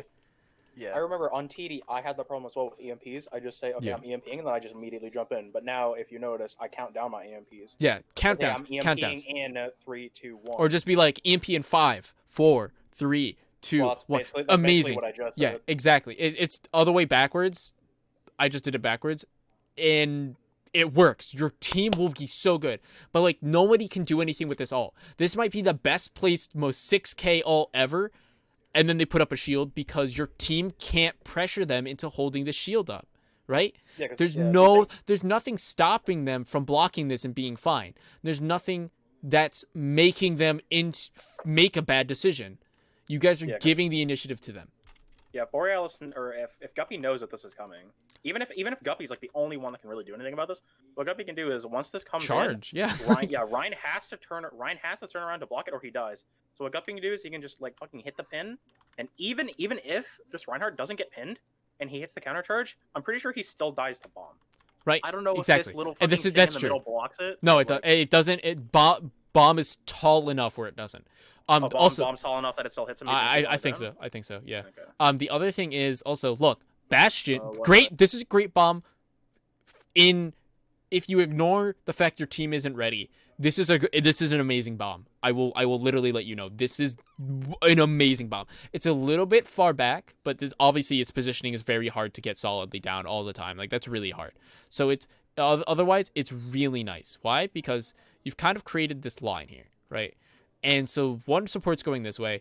These guys over here, Bastion demeched. He has to leave. Rural, he's gonna be the Baptiste. He's also leaving. Sigma has a shield. He's not gonna have it for this Why fight. didn't Sigma just throw this further, like into the actual bomb? Why did you just throw it Because here? you're not at a high. He's not smart. Just leave it at that. This is a great look, but like in all honesty, this is a great bomb because even if Sigma throws it out, Bastion still had to move. So you've effectively removed the defense. Torbjorn is out of position from his team. Like if we're drawing lines, right, he's really far away from his team. He's not getting any support. You guys should and could fucking murk him immediately. This is a great bomb. It forces Mercy out as well, so you guys should be able to confirm at least another pick. And if you can get 2, as long as this Bastion doesn't have a really oppressive angle on you, you guys win this fight straight up. So this is a really good bomb for those reasons, but really bad just because nobody can make those reasons shine. Nobody can physically make that matter because they don't know what's coming. And that's what happens with a lot of your ults. So it catches Bastion, which is amazing. Did Rural actually have ultimate? Oh, he think he had ammo. No, he just... No, he has Oh, it. no, he does. He has it. So this is their misplays. Like you guys in a real world, this is a 100% one fight. They have wasted shield, they've wasted Bastion, they've wasted ammo, they've wasted a large portion of Ryan's shield. Radioactive should die. Mercy's out of the fight. So you guys have literally just wasted half of the team essentially with one bomb. So Borealis, amazing bomb. Claps. I physically clapped. This is a fucking pretty much 10 out of 10 bomb. Okay? Because also, Sigma shield is cracked, right? If he puts it any further and he's the only one blocking it, you shoot his shield. Like, Ryan charges in, you kill the Sig shield, everything dies. Okay? So, really, really awesome bomb. Alright? So you get one. Yeah, Borealis's bombs are like fucking cracked. Yeah, swear it's 5 or 6 different fights on its own. That's the time the tire needed to go front. That's, if you wanted to, in that for your bomb, Boss Face should have tired here, forces out ammo, gets rid of a lot of shields. He's not necessarily looking for picks. He's looking for immediate value. Then your bomb comes in here when they have no assets, and you either kill people and wipe them, or you take point. And you guys, again, really fucking hard to remove once you set up. So it allows you to set up. It gives you guys advantage. Okay? Torbjorn here doesn't die. He gets antied. You guys are really split again. Your spacing is terrible. McLaffey, again, terrible positioning. He needs to fix this. He's not helping the team. Good anti. That was a good anti. Very nice. You guys clean up over here. Turret gets you guys. You guys do take point with 3.5. So very nice. Diva stays, does not commit suicide, so that is also a really good call. Boss Face, I don't think sets up trap anywhere in particular, but really nice. Borealis gets cleaned up. That's, you can't really help that. You're just baby diva. You don't have a shield. Genji doing a nice job charging in. Radioactive finds Jespo somehow. I'm not really watching that, but that's unfortunate. It happens. But you guys should, honestly, otherwise than this, really nice job separating people out. Really nice fight. Again, you guys took point. You guys are impossible to fucking remove, okay? You guys are like fucking cockroaches. Once you get your shell up, it's like literally trying to overcome mountains. All right, so freaking amazing. And also, as you can see, I've been doing this for 2 hours, and we're only on the second map 4 minutes in, and you guys have so many notes to work on. So I would go for days. I'm gonna start shortening it up because my voice is, I'm gonna start losing it. And I do have another team, so it's kind of important I do stuff for that. There we go. Cool.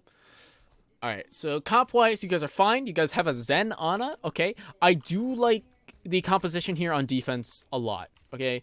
I call first to go top. Yep. Really nice. Ooh, these and Simbor is doing a very nice job, just not making sure he's not caught out on his own. Doomfist is sneaking in the back, isn't very nice. You guys get a pick. Radio doesn't feel comfortable going up there because you've gotten rid of the other pick, so very nice. This is going to be a double dive comp. This is going to be a double harassment dive comp from them. And you guys are handling it really well. Okay, so this is the comp that you guys are essentially running, except they're, instead of harassing you guys with and trying to use ultimates like with Sombra or Tracer, this is going to be focused around picks, and you guys are shutting them down. You're really not letting them in. Really nice positioning. You guys are pushing out when you should. You guys are having really good high ground and really good control here. This is super solid. I'm really happy with your defense. Like, this is really, really good. You know, honestly, I'd be happy with this, like, overall. Like, you guys are really aware. You're taking care of it. Only thing I would wish would be if Bossface could trap behind you guys, just in case. You don't want that Doomfist coming up and fucking you. And he's in a really good position to do so. He's going to peel around there. You're going to check. Very nice. You guys are always checking angles. Ooh, he misses. That's a great mess up. You guys immediately capitalize. Great. Great job. Huge anti right there. That was good. Jets were also good. You guys clean up. You guys are hit by a huge anti. That's really bad, but you guys should be able to hold out. Very nice charge up by Borealis. You cover the teams really nicely there and allowed them to regroup.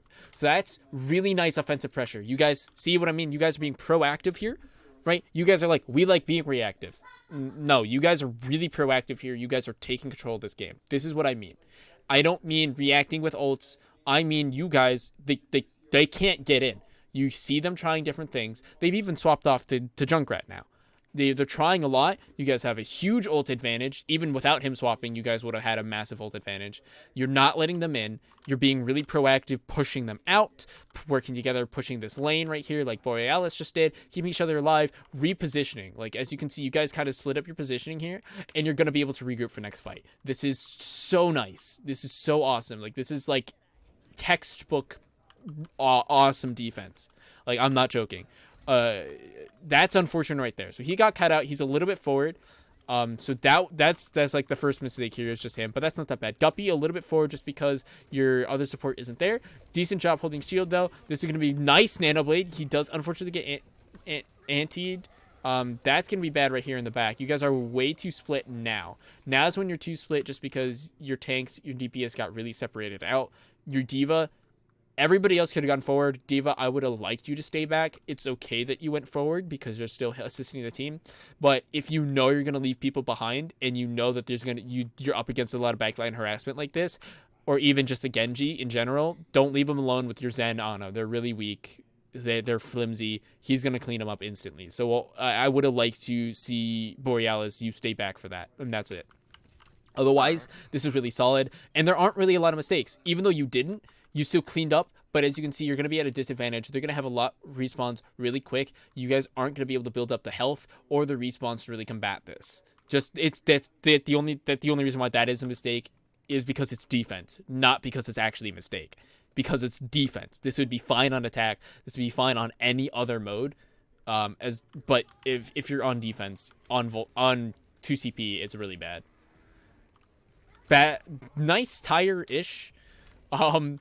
That wasted a little bit of time, and I mean, it got one, so it was good. It traded well. I'm not really gonna comment on it. It's just okay. He chose a target and he stuck with it. That's very nice. Kinda dumb he went on Zarya, but Nice charge. That's a good charge. So as you can see, like, if you're going to be playing, either charge when you know it's safe, or you charge this wall so you can cut her off. Reinhardt charges shouldn't really be used to confirm targets necessarily. That's how you, that's like silver. That's like gold, silver Reinhardts. Anything above that, you want to be charging walls. It is a way for you to get to the place you need to be, not a way for you to kill the person you need to. Reinhardt doesn't kill. That's not Reinhardt, right? Like, Reinhardt isn't going to be killing people. It's not what he does. And honestly, you guys, for the record, let me just break down how good this is. I'm picking up mistakes, but timer, 21 seconds, and it's Volskaya! If there's any TCP, you're gonna lose the first point. It's freaking Volskaya, okay? So, amazing work. Amazing, okay? Absolutely amazing. Like, you guys are pretty much content, like, almost full holding the Volskaya. So this is gonna be their tire. Nice job. You guys chased it down really nice. Good peels here. Boss was a little bit forward, so he does get punished for it. Very nice. You guys get a nice nano off. Yeah, you get good defense. It was good rotation as well. You guys rotating to each other. That's a decent bomb as well. Nice zoning because they are on a timer. That trans is popped a little bit early because people weren't necessarily low, so it's a little bit of a waste, but other than that, it's really good. You guys have a lot of ult advantage moving into this fight. Guppy was a little bit far away, so I would have liked to see him over here brawling on point rather than chasing other people down. That should be left to D.Va and Genji. Reinhardt should be brawling primarily. Other than that, this is amazing. Like, other than that, a couple things, it's fully amazing. I fucking love this map for you guys. That defense was fucking awesome. All right, so yeah, that was amazing. So Hollywood, now I get to watch Alex get tilted. Okay, so you guys, the defense of objective A, you guys are gonna push in here. You're gonna be going on.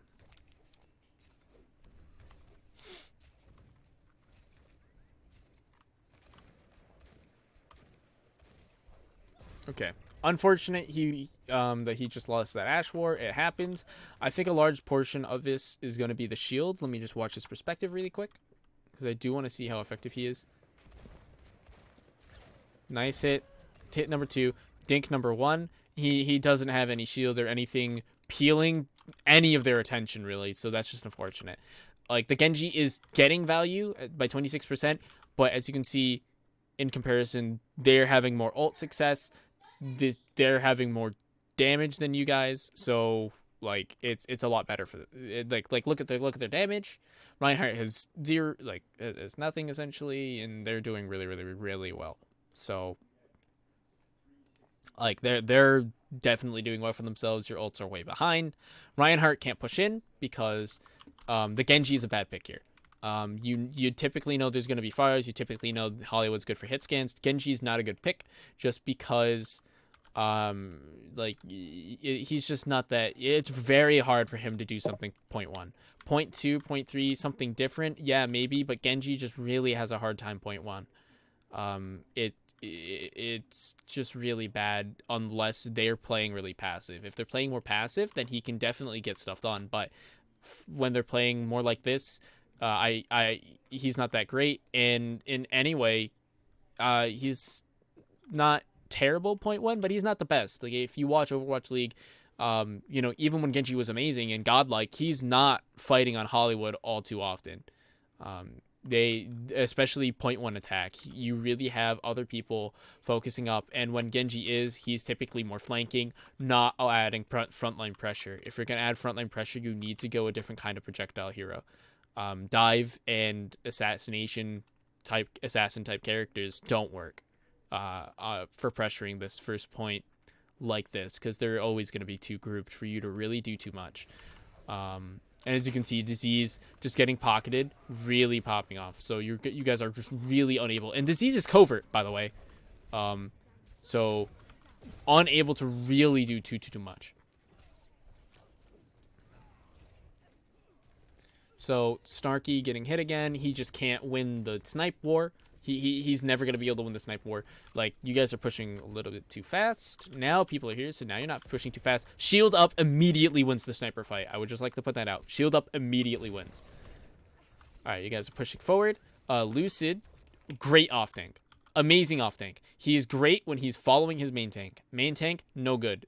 Either he needs to be off tank. Lucid is amazing off tank. His Zarya is great. He just no main tank. Not for you guys. Huge tire here. Yeah. That's a great tire, and you guys don't have the offensive pressure to make him stop. He just has Junkrat just has free reign. You have nothing you can do to stop him because the only one who can do that is Alex, but he also has to fight Disease. He has to fight Ana when Disease dies. He has to fight Rural so that way they can't get the res. And then he also has to pressure front because he's shield break here. So Alex is kind of spread too thin to really do anything. And so Junkrat just gets to capitalize. So this is just a little bit of a composition issue behind the scenes. Gameplay mechanics wise looked pretty okay. You guys got a little bit separated, but other than that, look really good. You guys are a lot more together this time around than the other maps, so very nice. I'm very happy with that. As you can see in the clean 1v1, Disease is getting clapped. So if you can keep the clean 1v1 going, you're going to really make Snarky shine, and Alex is gonna Alex Lurk slash Snarky is gonna be amazing. Great dynamite as well.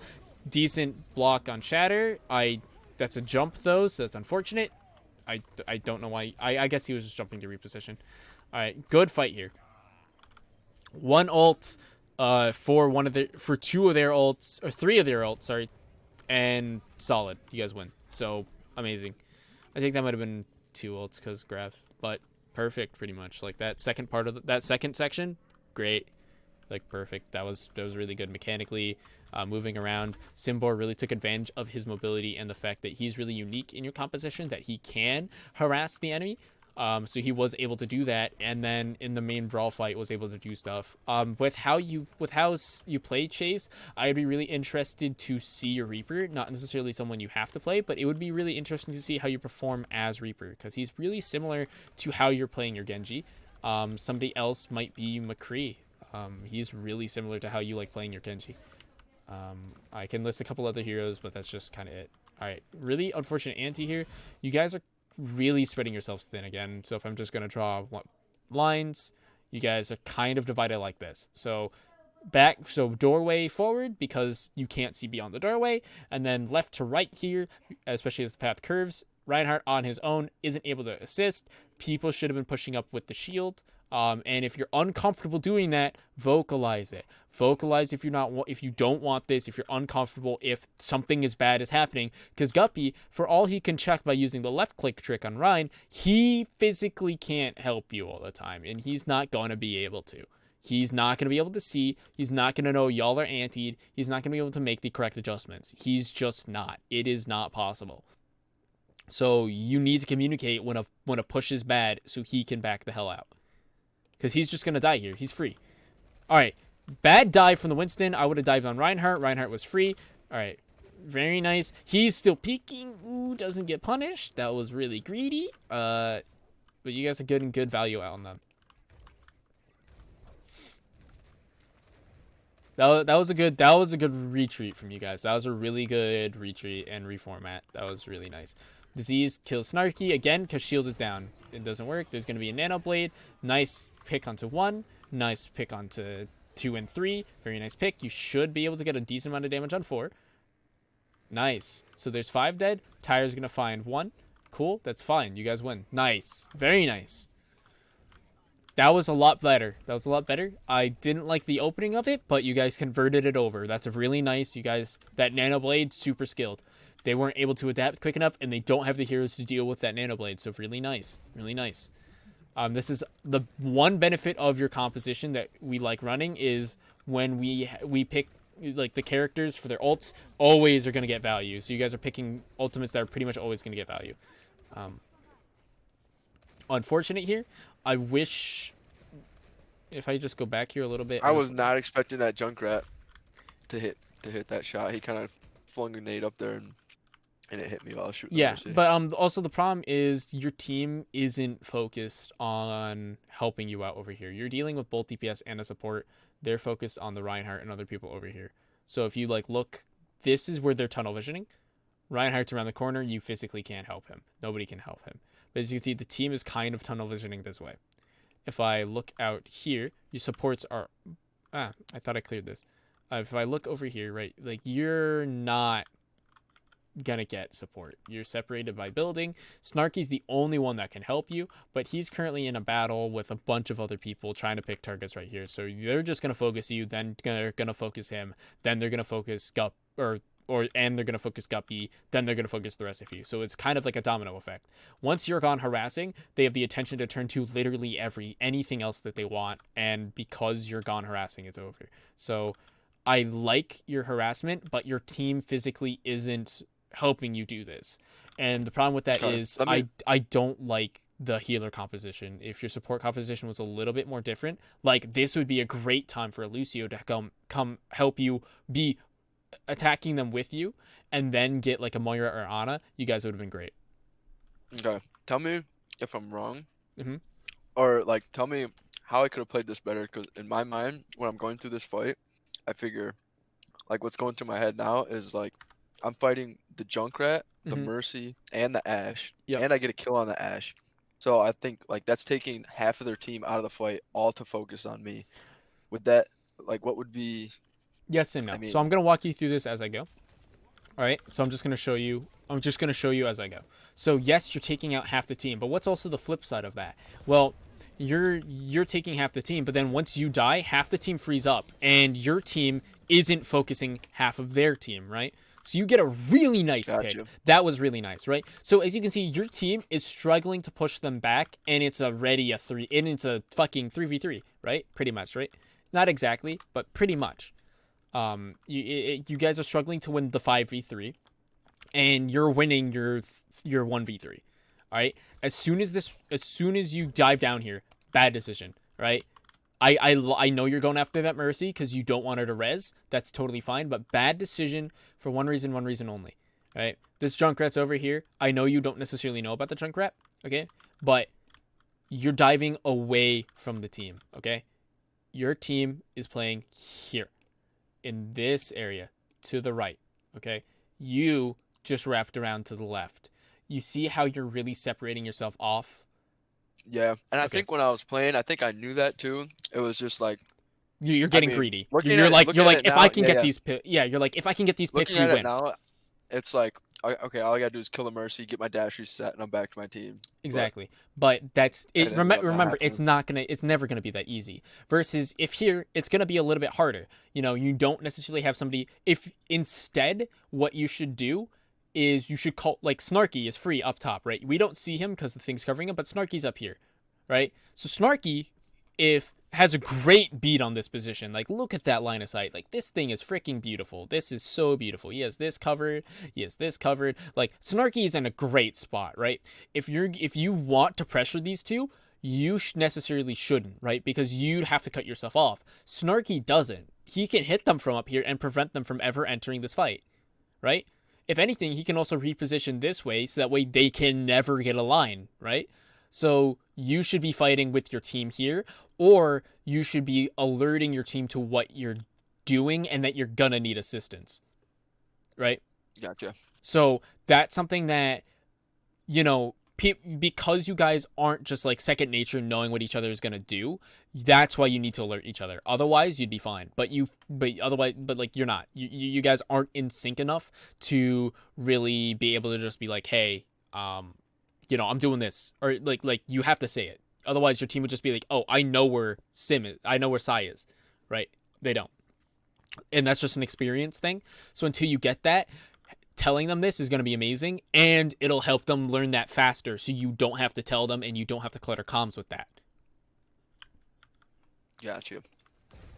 They have a decent grab here because look, they get you, they res, and now look how the tables have turned because you guys couldn't push back 3 of them. How the fuck are you supposed to push back 6? It's not possible. So your team is gonna die. I'm pretty sure F word or 2 came through the mic. Yep. After that Junkrat killed me and they got the res. Right, exactly. So it's not bad, but it's not the best. And then, as you can see, Snarky doesn't realize he's so tunnel visioned on disease because he's so tilted. He physically can't make the realization that he needs to focus this Junkrat instead. Right? He's not. He's not. He was never once in this fight ever considering Junkrat. He was considering disease, then he's considering Big Boy, then he was considering Mercy. He was never considering the fact, look at how much Radioactive is doing. Disease isn't doing that much. He's trading with Snarky, but think about how many team-winning fights Radio has already gotten. Okay? And how you can equate this is, even if, think about how many ults in a game they're fucking spamming, or if your ult tracker's like, yeah, they have ult, yeah, they have ult, yeah, they have ult. Like, every time you ask, that's a big red flag. Cool? And this is just like something you can do with your team anytime. It doesn't have to be when you're losing. It could be when you're winning. Like, if you're saying, yeah, I think that guy has ult all the time, big red flag. You need to shut him down. And even if you are, great job. It's just, you just definitely need to the team just needs to remember they're going to fuck you up. So, yeah. You get hit here a little bit. Good, decent reset. You guys are getting regrouping, so very nice. Gonna push out here. I'm gonna push in. Monkey on top of building. You guys couldn't know, so nothing bad on you. You're gonna get the scout off. Very nice. I actually did call that, and I was like, "What the fuck's this guy doing?" Yeah, very nice. Very nice. That's a really nice scout. Because that also lines you up to see this as well on the second go up. I know you're not paying attention, but it does line you up for that. And Radio got another team-winning tire. You see? Do you see? Right? Mm-hmm. Covert was never an issue. Yeah, he's getting value, but he was never the fucking problem. This man, Radio, he was the problem. You need to kill Radio. The entire team needs to be on Radio. Okay? And it's easier to say this in hindsight, but than when you're in the game, because there's a lot going on. There's a lot of factors. But this is why having that roll call mid-game is amazing, where you can just be like, who's a problem? Because somebody's going to tell you everything different. McLaffey, he's only been killed by Junkrat. He's going to say Junkrat, right? So you have if I go to a color here, you can just pick Junkrat, right? Sriracha hasn't been really has been having to res you guys, so it's going to be disease. Snarky's going to say disease, right? You're probably going to say Junkrat because you just fucking can't kill this man and he keeps killing you. That's a terrible J, but he's going to say you're going to say Junkrat probably. Guppy, his shield's breaking all the time. He's probably going to say Junkrat. Lucid, probably 50-50, but these tires have been amazing and really hitting him a lot too, so he might say Junkrat. But as you can see, like, even it's 50-50, it's the DPS, and you're not putting pressure on them. Radioactive just got this ult for free. Nobody stopped him. Right? If you go back a couple seconds... Wait, yeah, I was actually going to say, because when I hopped up there earlier, I didn't see him, so did he... I'm actually curious he mines up. Where he came from. You can see him right here. Okay. Right. He mines up. Which is really nice move from him. Like, honestly, that's a Galaxy Brain move. I didn't even know he was up. Right, because I was just up there like 2 seconds ago, so exactly. If I would have known, I would have called it. Or yeah, exactly. I don't blame you guys for not knowing this fight. This is just a really good fight by them. There's not a lot you can do about this. But like, if you look at Snarky, who's Snarky focusing in this entire game? Disease. What does it matter if he kills Disease?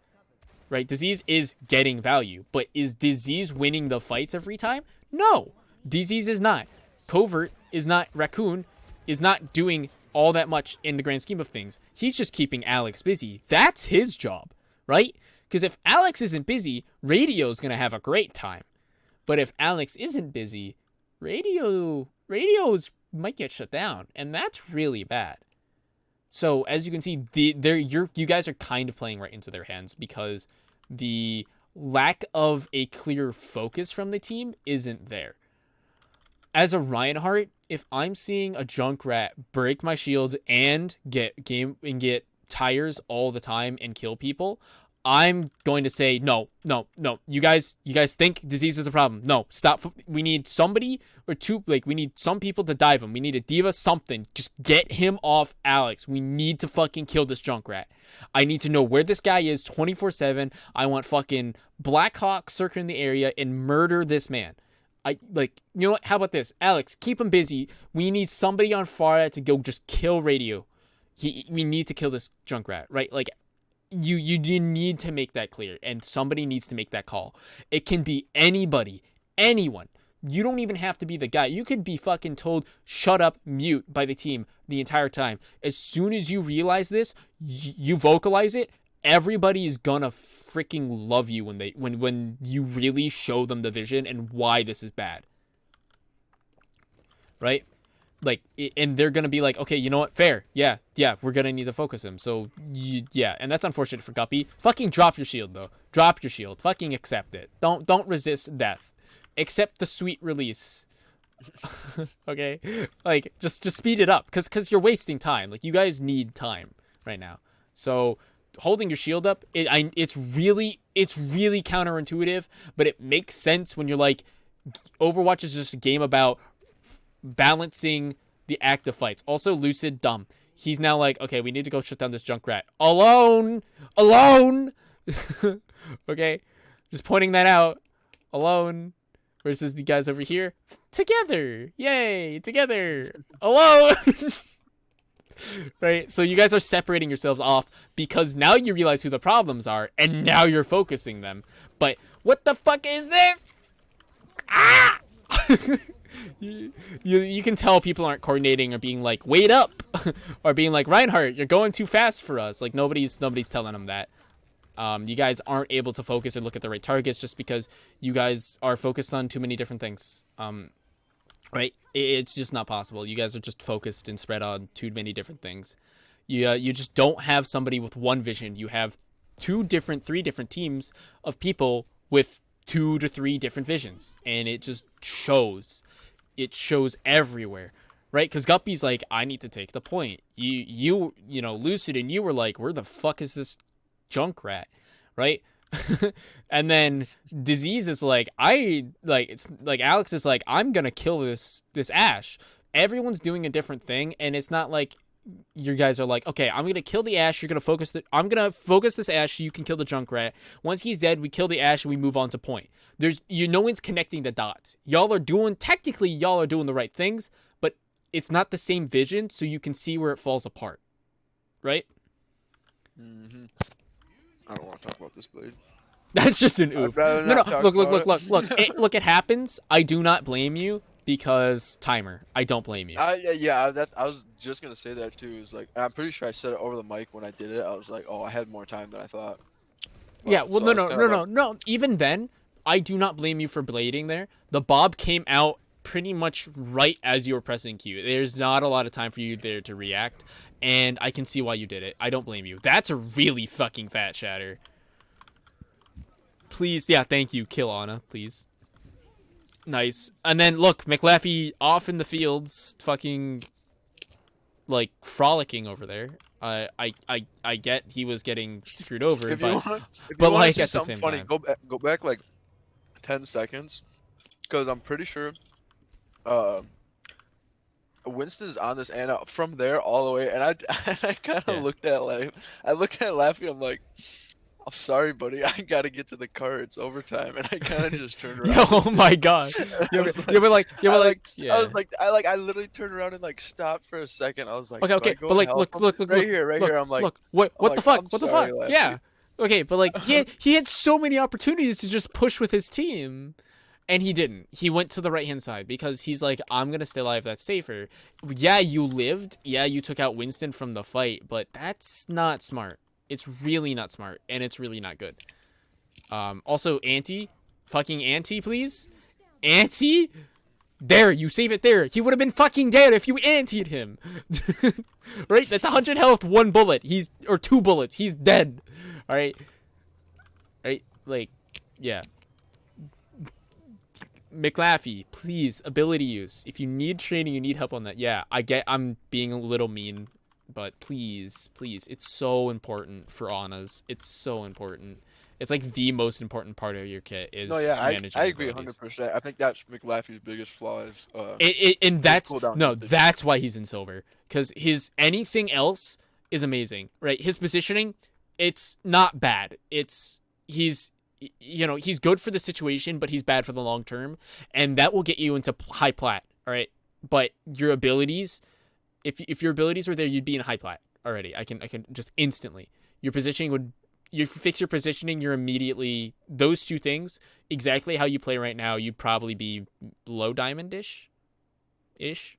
Depending, again, I'm assuming, I'm not examining your gameplay exactly, I'm just going by what I see. And by the how fucking fast you charge Nano, you're such an efficient healer, but you just can't, you can't get your abilities, and it's so important in a MOBA, because it's like, and it's just so important. This is a MOBA with FPS mechanics, so your abilities are more important than anything else usually. What the fuck? I was actually just gonna say, how did she not get caught in that? Or, No, like, no, what no. just happened? Why? But why? But why? Why? Why is my second question? But I kind of just like. Yeah. Well, she left shift. Did Like, it, wait, that's did okay. it hit the box or is it hit the ground? I don't know. It hit the box, but Disease Covert here used his coach gun to bounce up, and that's why he wasn't in it. But why? Why? Like I get you're catching, but it's one dude. You're there. You have one fight, and you're using Grav. Like, why? Like, there's no point. Like, that literally would have won you the fight. Like literally, Grav, Nano, Reinhardt equals win. In this case, like, why? There's literally no reason. Nice, by the way. I see you, Chase. I see you. Very nice. I see you. Very nice. I'm not even gonna look. Like, that's, I can just tell your trace is really solid just by watching the blinks in the background. As a caster, I'm used to watching multiple things at once. Very nice bubble. That was really nice. But like now the Nano, but like it might be a little bit too late because he's anti. You're not gonna have the people here. There's the nade finally. Jesus. Ooh, no. Okay, thank you. Oh my god. Ooh, he's doing a nice job. Covert's doing a nice job just keeping McLaughlin busy. But why is McLaughlin just focused on running away? Y'all, you should be calling out, Tracer on me, and just fucking accept death. It is better to die, right? Like, just think. It's a good day to die. You guys just need to learn that. You guys need to be fucking Klingons. Just die, but just make sure you take people with you. Just trade. You guys aren't trading. You guys are giving, like, that was free value. You ran away. And you guys are doing a really nice job contesting here, though. While I am ranting, this is a really nice contest. Like, this is a good, nice contest, not just because they aren't able to focus you, but because you guys are really staying mobile. Lucid's not hooking the same thing for all. Okay, stop! Let go. But shoot! Thank you. Jesus. Like, he would have had those mines 6 years earlier. Jesus. Like, dude, like, please. Like, once you, like, stop! Get off rope! It's not doing your team any favors. It's not that good. Your guns deal more damage than you will ever deal. Even if you're triple boop 6 people across the map and you get kills, your guns deal more damage. Your guns as ball are insane. Don't underestimate your guns, please. That was a really nice contest. Like, you guys did a really nice job. But Lucid, gun. I know it makes you less mobile, but when you're getting shot and they look at you, there's no point in rolling around anyway. They're gonna shoot you. Get the damage and try to get that pick. But like, yeah. Like that one section. The first section when you were rolling around and they weren't focusing you, if they don't look at you, I don't give a shit. They're not looking at you. They're bad, okay? Once they look at you, you should definitely stop rolling. Oh my god. Oh my god. Oh my god. There we go. Oh my god. You guys spent like a couple minutes. Oh, this might be when I was talking to you. That's probably why. It was. Okay. Yeah. I know. I see. I recognize when I don't shut up. Alright. Nice. Lucid gets saved. Very nice there. Ooh, okay. I really like this comp from you guys. McLaughlin not getting the heals. Is Sriracha aware of this? Sriracha and McLaughlin. Alright. Ready? If you need heals, talk with your support partner. Don't fucking heal yourself. If the other healers are alive, don't heal yourself. You'll get infinitely more value. Because that nade could have been used to save Guppy from having to, it's like, and giving you guys outward pressure here. or helped him reaggress, I should say. Very nice. Like, okay, you see where these dynamites are going? You should be nading, like, alongside your friend's dynamites. That's actually a really good offensive combo. Yeah. Also, keep in mind, I'm coming up with experience from the start of MOBAs, pretty much. I played Aeon Storms, which is the original MOBA. I played League. I haven't played Dota yet, but I've played Heroes of the Storm. I played StarCraft 2, which is an RTS, which is really about efficiency. So, oh my god, that's a really interesting mob, but it's actually in a really nice spot. They keep putting him in a, like, he's still in a, why are you peeking? You're dumb. Okay, good kill. He's dumb. Like, very nice. You guys took the initiative to kill him there, but, like, oh my god. Ooh, unfortunate. Guppy being a little bit too far forward there. A little bit. There's a, nice! That, oh, he missed hammer. No, the charge! Why did you charge? There was no reason to charge. Big sad. No reason to charge. Ooh, Guppy, staying alive. Good Valk, man. This Valk is so good. This is why I'm like, as much as I love McLaffey, just like Sriracha pop. Sriracha should be in 100% of maps. I know she wasn't here for the first half, but Sriracha should have 100% play time, in my opinion. She's just so good. You gain so much value. Like, she's so low and she's still alive. It takes the monkey ulting. Like, it takes them, like, almost over aggressive. That's a wasted shatter. That's a huge waste. Like, good contest, but that is a huge fucking waste. I would have rather you guys just fucking eaten the point here. Very nice. Good contest, though. Actually, because that was a good, like, because they're having a lot of misplays here. That was their point. They should have fucking had that. I almost came my pants when I killed that Moira. Dude, nice. I thought I was gonna, like, yeah, you thought you were gonna choke. Yeah, no, but like, okay, Yeah, no, that you guys, okay, in all point seriousness, great for bringing that back. You did not deserve that. The team did not deserve that, but a great job for bringing that back. Holy shit, I take back what I said about Guppy Shatter. Like, in a higher level game, you guys would have lost. Don't commit that. But in this game, that was really nice. Nice. As I repeat, cockroaches. Once you're on point, you guys never fucking die. Like this is, yeah. Both the supports in a room with a Junkrat. That's really bad. Nice bubble, though.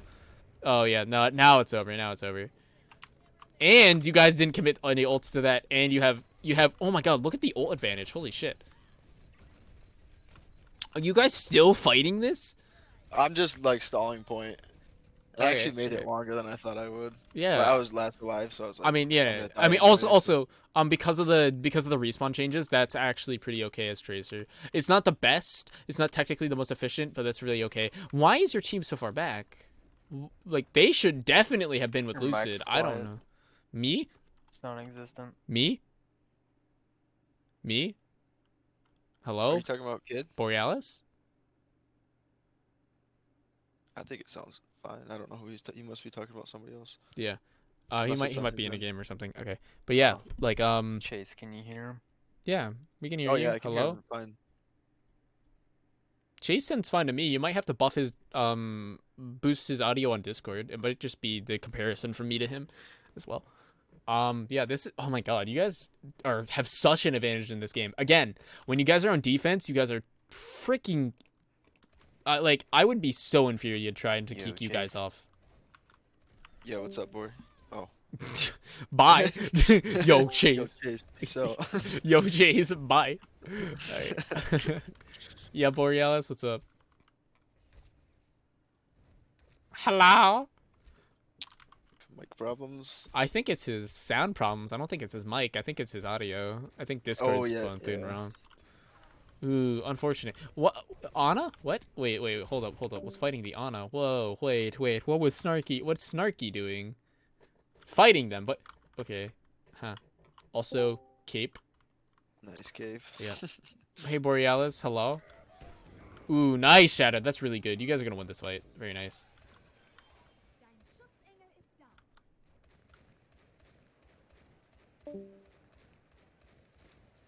Okay, but nobody's here to help Snarky, so Snarky loses because no support. So that's just an oof. Guppy, don't get off point. The payload pushes itself back. Get off the point. You don't need to be there. That was a dumbass place to stand, in honesty. Whose Bob is this? That's their Bob. That's a really good Bob. That's a good Bob. Wait, is it actually shoot? It's shot through there. Oh, dude, it was. Jesus. Yeah, I was wondering that same thing. I was like, how it's shooting through the crack? Yeah, that was a really good Bob. So props to Covert, man. Props to Raccoon. Okay, how's your Bob gonna do? Really nice central position. Okay, get really in the open, but with no initiative and nothing you guys can really follow it up with, it's gonna really fall flat. You guys did a good job in the second half of its lifespan, but it's not gonna get any picks in the moment. Okay, oof. Huge shatter. Nice kill onto Rural, though. That's going to be really big here. Reinhardt antied. You guys should have jumped on that. Should have jumped on that. He's antied, man. That's a little bit of a mistake. Very nice here. Like, okay, yeah, he's also nanoed. I don't know why you wouldn't push out there. That's actually weird. Okay, radioactive gets another person. Siraj! That was good. That was good. Very nice. That was a good one. And you guys still have ult advantage, if you look. Like by 2 ults, or by 1 ult actually. You're up by 1, so that's. You're gonna have to go on first person on Tracer to see how I missed this pulse bomb on this grav. I'll wait until it happens, but. Well, so this is a good point for me to just see your Tracer. Okay, your problem is honestly, like, honestly, I'm ignoring them being up there. But I'm just gonna watch this a little bit because I think I know what your problem is. Okay, very nice. Oh, because she faded. I mean, kind of unlucky, but I should have expected that. Yeah. Okay. Yeah, your problem here is going to be min-maxing your clips. So you're focusing too much on maximizing the value from your clips a little bit. You were really focusing too much damage on the tanks. And while that's really good once you get your ult, you weren't focusing the other people. Like, you need to be harassing the other 2 people. That's it. Okay. It's a hard skill to learn, but if you get it, you're gonna be a master tracer. It's really good. Okay.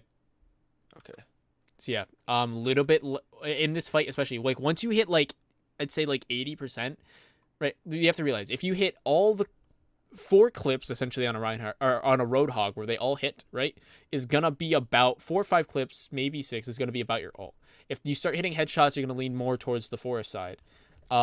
So, you know, once you're at 80%, you know, you don't have to hit every bullet. You're going to get it in a clip or 2. And Tracer gets clips really fast, right? Your job here is to cycle ult as fast as possible and get picks. So your ult is coming up. I don't necessarily need to cycle it, or, hey, my ult's coming up. We need it for this fight. I'm going to get it on the tank. As soon as that's over, I want you on squishies. You got to be killing squishies. Also, unfortunate you targeted Moira. It happens, though. Yeah, I know. It's unlucky. I mean... Oh, oops, I hit 20 seconds back. That's me. Alright, so then their Bob comes back out.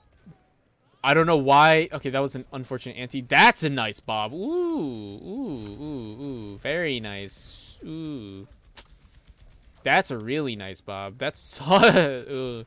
And you guys are really just capitalizing on that Bob. Again, you're fucking cockroaches. Get off the point. You guys deserve to lose that like a minute earlier. My god. Oh, we still have 2 more maps. It's been 3 hours. Oh, I don't even want to watch this one. I had 200 ping about like 100. All right, I'm gonna into the game, and I was just like, oops. Okay, I'm gonna ignore you then. I'm just gonna ignore you. I'll save you the pain. Okay. Alright, let me go. There we go. Cool.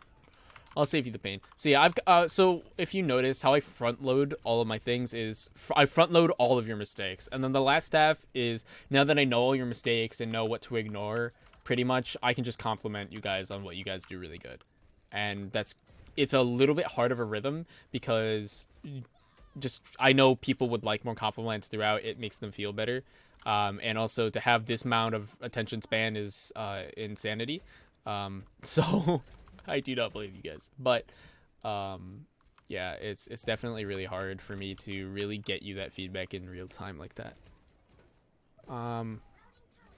Looking down, Lucid needs a little bit more patience on the hooks. He's throwing them out a little bit earlier, a little bit farther on the range. He's also really separated from the team, so really just regrouping again here. That's another thing that Lucid needs to really do. Then looking down here, you're going to be seeing very nice. That's a great nade. That was on both tanks. That's going to be really pog. All right, there's a good. This Bob, okay, now Dab is a huge problem because he has the first ultimate out of anybody, so that's really big. That's a good dynamite. Storm Arrow, not getting too much value out of that. So double sniper for you guys. That's pretty interesting. Snarky, unfortunate, not getting coverage. So neither support was actually there. If you're gonna be peeking, you definitely might want to warn your supports or anybody that you are. Okay, we're gonna be going for an early dragon here. It gets eaten. That's really unfortunate. It's right in her, yeah. I was actually expecting that to go through, but yeah, honestly, again, like that would have been a big dragon if somebody had set you up first. So if Reinhardt had Fire Strike, where D.Va's going to absorb that. If, you know, you're focusing D.Va, if you force her into this right room, right? So you have a couple ways to do this. You know, one of them is going to be getting that. Other one's going to be forcing her into this right-hand room. You know, if she's in this room, she can't block your dragons. It's just going to go right over her head. It's going to go straight this way. So you got to really capitalize. Like I would like to see you guys pushing out and making that happen. Jespo, great main tank. All right, guys, like he's really good. I know he might not like playing it, but main tank right here. He's a great substitute main tank. He has a lot of synergy with Lucid, just with how their play styles mesh. Because he's covering Lucid. Lucid rotates to covering Jespo. It's a really good duo. Right now Jespo's a little bit too far forward, but that would have been okay. And then yeah, if you guys could try to make the Hanzo ult happen, that would have been great. Also, I don't think it would have done a lot just because of the spacing. They're really far away, so like just the distance is just too much, if that makes sense. Ooh, that's an unfortunate anti. Did try to cover him, so that was very nice. But one shield, good block here, but everybody's too spread out. So as you can see, that spreading really helps D.Va. And then you guys are gonna get clean, so good. Bad charge, actually. Should have charged into the room, but otherwise really nice. Yeah, after like the first like couple minutes of this first round, like everything just turned into a shit show. I don't even know. Okay, really so you what guys happened. have massive amounts of ult advantage. Even with yours getting eaten, you guys are fucking out ulting them. Are gonna be set up because they've overused ults. They used oh no, they didn't. They used 2 that fight versus your 1, but that puts you at a big advantage because they have no defensive response. They can only respond with picks. So I would like to see people ulting or trying to make a play happen. Something you can do, Bob underneath. It's actually really dumb how good Bob is. And you guys can really push it. Or just focus the point. Like, why the fuck are you guys fighting up here? Like, there's no point. They have to come to you because the point is on your side. You guys shouldn't be fighting up here. Like, I get picks, but like, what are you guys doing? Why are you pushing this? This is a really bad spot for you. They have a Junkrat, they have an Ana, they're going dive, and you're playing really aggressively towards them. Like, you don't like the Junkrat's behind you guys. Like, nobody's focusing DPS. Like, y'all are just pushing and pushing and pushing. You're fighting hard, right? Like, you're fighting hard all the way over here. Think about how hard you had to push them back, and then look at how far this payload fucking moved. It went from here to here because Lucid stepped on it. And the difference is, like, you guys could fight, like, have people up top fighting hard. You need one person on this payload. You need at least one, right? So that way you're gaining value. Because if you do this fight and you don't win, 1, the payload's going to move back. You're losing value. And then 2, you're not gaining anything. This fight was worthless because you're on attack. You have to take the initiative to push the payload. They don't give a shit if you don't. If you don't, they love it. They're just like, fight me, fight me, fight me. You guys need to push payload. That's more important than any of these fights. And it forces you guys to be in a little bit better of an avenue. And also, Junkrat never taken care of. Just want to put that out. Nobody noticed where Junkrat was. And he's been a problem for you guys all night. So I would have expected you guys to have been like, where the fuck is radio? Sorry for bad camera work. It's hard because I'm going through walls and spec, Nice tire from him, honestly. Just really nice job. Nice dodge on that sleep. Unfortunate you died. Oh well. You did a good job, and you almost got out, and you would have had healing when you did. Fine. Again, just pointing out. I'm going to be pointing out ults here. So they used 3 ults there. You guys used 2. You have 4, and you guys aren't using them.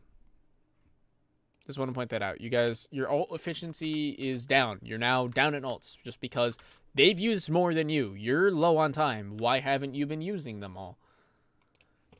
Because you don't have somebody with a vision who's looking at your ults who has the time to do that. Reinhardt has the time to do that. Fucking Reinhardt can hold tab. He's just holding shield and walking, and if people say walk forward, or he thinks he should walk forward, he walks forward. But he's walking forward right here. He doesn't need to be looking. He doesn't need to have the shield up. He can just be holding tab, looking at ults, doing the tracking. That's why main tank is really good. Off tanks have to be a little bit more attentive, traditionally. Bad. Turn his back. Where was he going? Where was he looking? The team should have been up here, so he could have covered them. He opened himself up, and you guys were pushing really slow. Like, you're just going back. Like, look at how slow you guys push. Look, I'm just again, look at how slow you push. There's the only thing that is pressuring you right now is an Ashe and a Junkrat, and you guys are taking your sweet ass time with fucking 13 seconds. Why is Lucid so far back? Yeah, exactly. Like, because he's looking for picks. Lucid is a guy who loves getting kills. He does not like getting teamwork down. He likes getting kills. He likes getting picks because he's like, oh, like the thinking with you with like like on Hollywood. Oh, if I get these picks, I'm gonna set my team up. But you're not. Yes, that is true. But you're an off tank and you're diva. You're actually costing your team because here's the thing. Like a DPS can do that. Unfortunately, it is an unfortunate reality of Overwatch that DPS are expendable, right? You can just fucking die, nothing. The game will go on, right? A tank or support dies, the game kind of grinds to a halt, right? Like if your tank or support dies, like your push is pretty much over unless you're running like Zen, right? Like your push is over. So him going off isn't that good. DPS, that's why they can do that. That's why you don't see a fucking assassin tank. They don't exist for a reason. They don't. You see dive where they're able to take space, but you never will see an assassin tank. It doesn't exist in a meta for a reason. And that's part of the reason why Ball will always be partially unviable. Half of him is an assassin tank, half of him is a crowd control, because his assassination, he has a kill combo. You hit him with you hit him with slam. So you hit him as a Ball, you hit him with slam, and then you gun them down with headshots while they fall. Done. That is an insta kill. It takes less than a second, and there's not a lot of characters can do about it, because even if they just like go away, you can still track them through the air and get the kill. So he has a kill combo. He can assassinate people, right? He's also dive because he takes up space. But people don't know how to balance it, and people don't know because things like this happen with Lucid where they're getting really greedy. You know, if I can get these people, no more ifs, no ifs, right? I don't want to hear if. I don't want to see if. I want to see, I'm gonna shatter here. Let's get a pick. Let's move forward, right? Because obviously, your shatter won't hit 100% of the time. Obviously, these plans won't always work. That's a nature of the game. But I would rather see people be together in doing this than off on their own. And because you can't make plays happen on your own. It takes superb amount of luck, because it's not really skill. It takes some skill. Like, trust me, it takes a lot of skill to make those solo plays happen, but a lot of it is luck. And at the highest level, sorry to break it to you, when you're looking at like Overwatch League and they make these solo plays, no, they fucking don't. No, it's never solo. Your team has contributed and will always be contributing to the fight. They're peeling the other 3 people away, right? If those 3 people are there, you're never making that fucking play. So, better to play with the team, because under that thinking, if your 6 people are there, they're never making that fucking play. just to think about, because you guys are just gonna get clapped here. I'm just gonna. I know you guys are pretty good at contesting, like really good at contesting. It's not even worth watching. You guys are just gonna get cleaned off eventually. 20 seconds though. That's a nice long time. But yeah, you guys are just gonna get cleaned off. There's nothing you can do about it.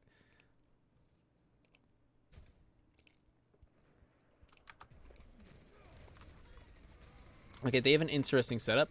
You guys are on defense, get forced back, and then you dive in. And then you dive in. So you see your supports get forced back, then you go dive in. Yeah, I know you might not necessarily know, but also, what the fuck? Wait, you're playing dive on defense on Gibraltar? What? That's funky.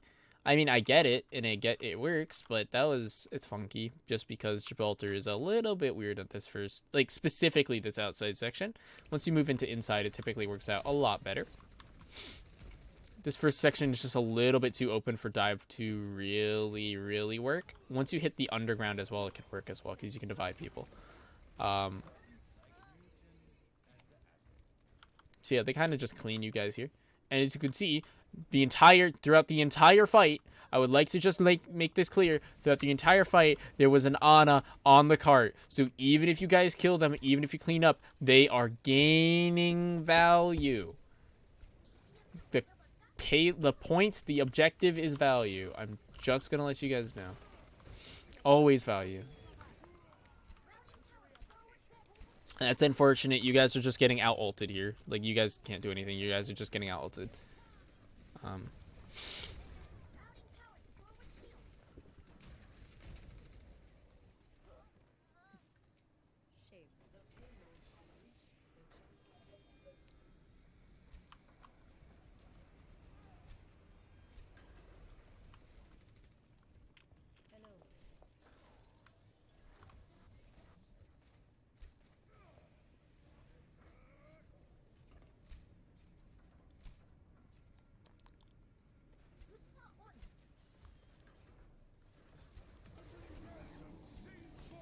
Okay, this is fine poke. Y'all aren't adapting to the fact that they're using teleporters a lot. Spacing. Like another time I'm just gonna talk about spacing. You're fighting 2 fights on 2 fronts, you're getting divided, and you all are trickling into the fights, so you're just gonna lose. Straight up. Like, there's nothing you can do about it. Winston popped ult for this, and it does literally nothing. Y'all are just tilted, I can tell. Yeah, it's a Bastion, but, like, you have a million ways to counter Bastion. I'm just not gonna list them now. I'm just kind of done ranting, because I'm trying to speed this up. This is almost going on 4 hours. So. Yeah, this whole map was just our downfall, and then I'm pretty sure. I'm pretty sure that honestly at this I was out after this because there's no way in hell I was playing on 200 ping.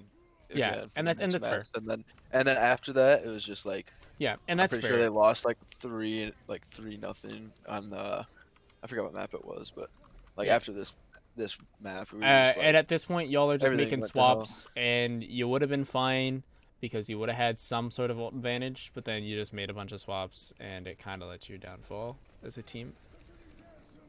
Because, you know, you're just getting over ulted. I don't know why you went Bastion with Sigma. It's a dumb idea.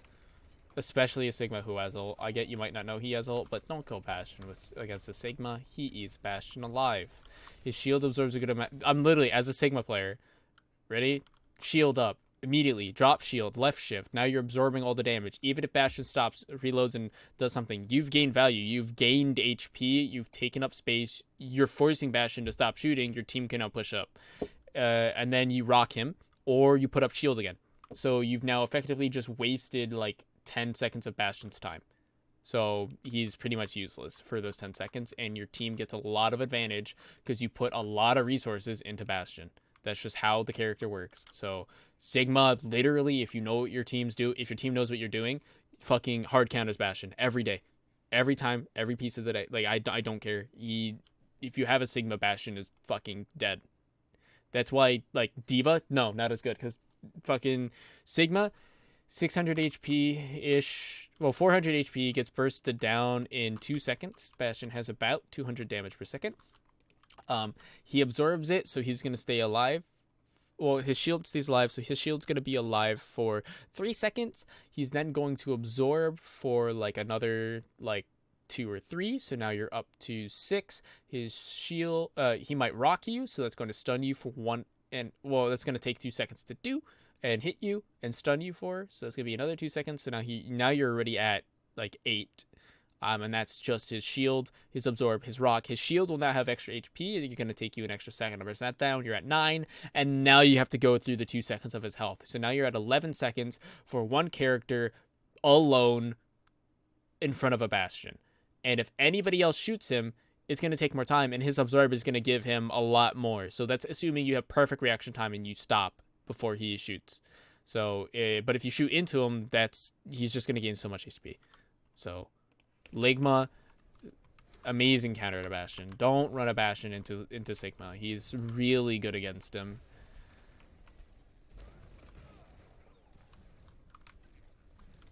So I think y'all just get rolled right here. I'm not even going to watch the rest. You have a decent contest, but I think it's just over. Like, you guys might win this fight, but you're just going to lose it in the long run. And there's not a lot you can do just because you had such a bad start. Because you guys just haven't been clawing yourselves back through the ult economy this game, or this series, I should say. It's just not been something you guys are doing. And Snarky's up here alone, so now you lost your Bastion. And why are you pushing out? Okay, this is dumb as fuck. Like, you guys would have been like, I get it, you guys got to pick, but you guys are pushing out really far. You guys are pushing past corner really far. Good thing you guys back up, but like at the same time. You won the fight. You killed the Bastion. You should be setting up and trying to get your Bastion better angles. I guess you're getting Bongo, but okay. Like, I guess I think that's kind of it. Nice rock here, but you guys shot into him. Nice block on the rock. You guys are doing okay, but now Sigma has a slam. Bastion is probably gonna die. Bastion not in a good shot. You're shooting into a Sigma. I would like to make that clear. That was a shooting into a Sigma. So he had a lot of health. And now you guys get cleaned. Now you guys lose. Cool. Nice, you guys contest for a little while. You guys just lose. Alright. So yeah, you're not gonna play Chase. So Busan. Okay. How do you guys do with this? Dive. I'm just gonna watch your dive dive. I'm just gonna speed this up a lot. Dive dive. You guys are gonna go in. You don't have any frontline of offense, you lose. Done. Reaper, my prediction, Reaper radioactive is literally just gonna compound value until you guys literally can't do anything anymore, because Genji and Sombra, like, the Genji's not going to do anything against Reaper. Like you have no counter. Yeah, you have nothing. I call for us to have the Sombra there so we scout, but and that's I think fine. Guppy goes in before we even try to engage for us to realize what's going on. And that's so we continue it. And that's fine. The Sombra is fine. Like, the Sombra's fine, but together, Genji, Sombra as a DPS line, and with your tanks, you just can't do anything against Reaper, and you need the Diva to counter the Reaper, but then Zarya is going to do a lot to you. So eventually, my prediction is Radioactive is literally just going to compound value until you guys can't stop him anymore. Once the fight gets going, you're fucked. Yep. Immediately, fight gets going, he jumped up 20%. So you guys are just kind of going to lose out here. Yeah, he's kind of forced you off. The Sombra does a good job getting value over here, but eventually does get forced out and killed. This is where you would make the swap here. I don't think you should continue with this Sombra just because I know it's going to be, like, I know it's good. I know you guys have decent Sombra, but against this, you need something else. And this team has terrible spacing. They're really too close together. Splash damage is going to be amazing. You guys should just get more splash at this point. Pharah would work, Junkrat would work. You need splash and burst because you're not going to win sustainability, and boss face is just not worth diverting resources into just because he can't keep going. He can't do anything for your team, and you guys keep swapping targets based off of who's diving you, so you guys weren't getting anything there. Nice grab from them. Like, you kind of just wasted a coalescence because you kept toggling between two different people. They get out, they team kill you. You now have 4 ults to 3, so you guys should technically be winning this so hardcore it shouldn't even be a joke. I'm going to see EMP Blade right now. Where's my EMP? There's my... bruh. Okay, that took way too long. No. Fucking no. That's too far. Bro, come up here. It don't matter. Fucking throw your translocator in here. Just EMP. Done. It don't matter if they fucking see it as it's incoming. They don't have anybody who's gonna be able to insta-gib you. Nobody. Zarya, like, even combinations of people aren't gonna be able to insta-gib you. The only one is Reaper, but he has to be barrel stuffing you. You're fine. Just read their comp, please. And just ult this. Like, you just needed to. You took too long. Your team is dead by the time you made the rounds. You even fucking delayed. If you had gone straight in, you would have been fine. Your team would have been able to nuke them with the ult. Bad. And then you got wiped. So if you should go over that again now that Alex is here. Yeah. Okay, Alex. I'm running at this at 1.5. I'm on my phone, so I Okay. Busan, when you were Sombra, first point of Busan. All right. Yeah, I know my counter EMP was dumb. No, you shouldn't. You fucking waited way too long for EMP. Your team was ready for the longest time, and you just needed to. No one told me they were ready. No one told me. You just gotta. You just needed to EMP way earlier. It just needed to happen. Even if they're not ready, like I'm looking at them here, like they don't have everybody, but like. What I wanted to do was tell them what I was trying to tell them to do was use Blade to force the beat, then I can EMP the beat. But why not just EMP before beat? Because then I counter their ult. But why not EMP before beat? You guys don't have point. It's 60%. I know it's like if you don't kill them, but like. And then they can potentially turn the fight.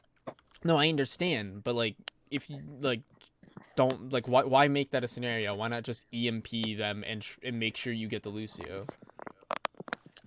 Like you have to realize, like they're gonna have reactions. They're gonna be able to do stuff to you later. But like, you guys have ult advantage. Like you literally be even in ults next fight, if not up. And you waited so long, and then you invested the counter EMP, and it's just not worth it. You guys, you guys have such an ult dependent comp. It doesn't matter. Reaper just wins straight up. Like every like all these fights. Like Reaper just wins straight up because Genji is ult dependent. Your other DPS is ult dependent. D.Va isn't able to get the value because of the Zarya, so she's kind of becoming ult dependent.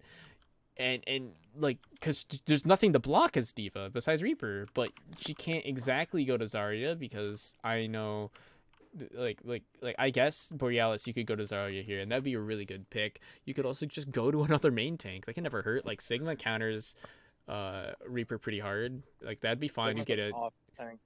But okay, fine. Sigma's off tank, main tank. Look, I'm just he's a mixture of both based off playstyle, and yeah.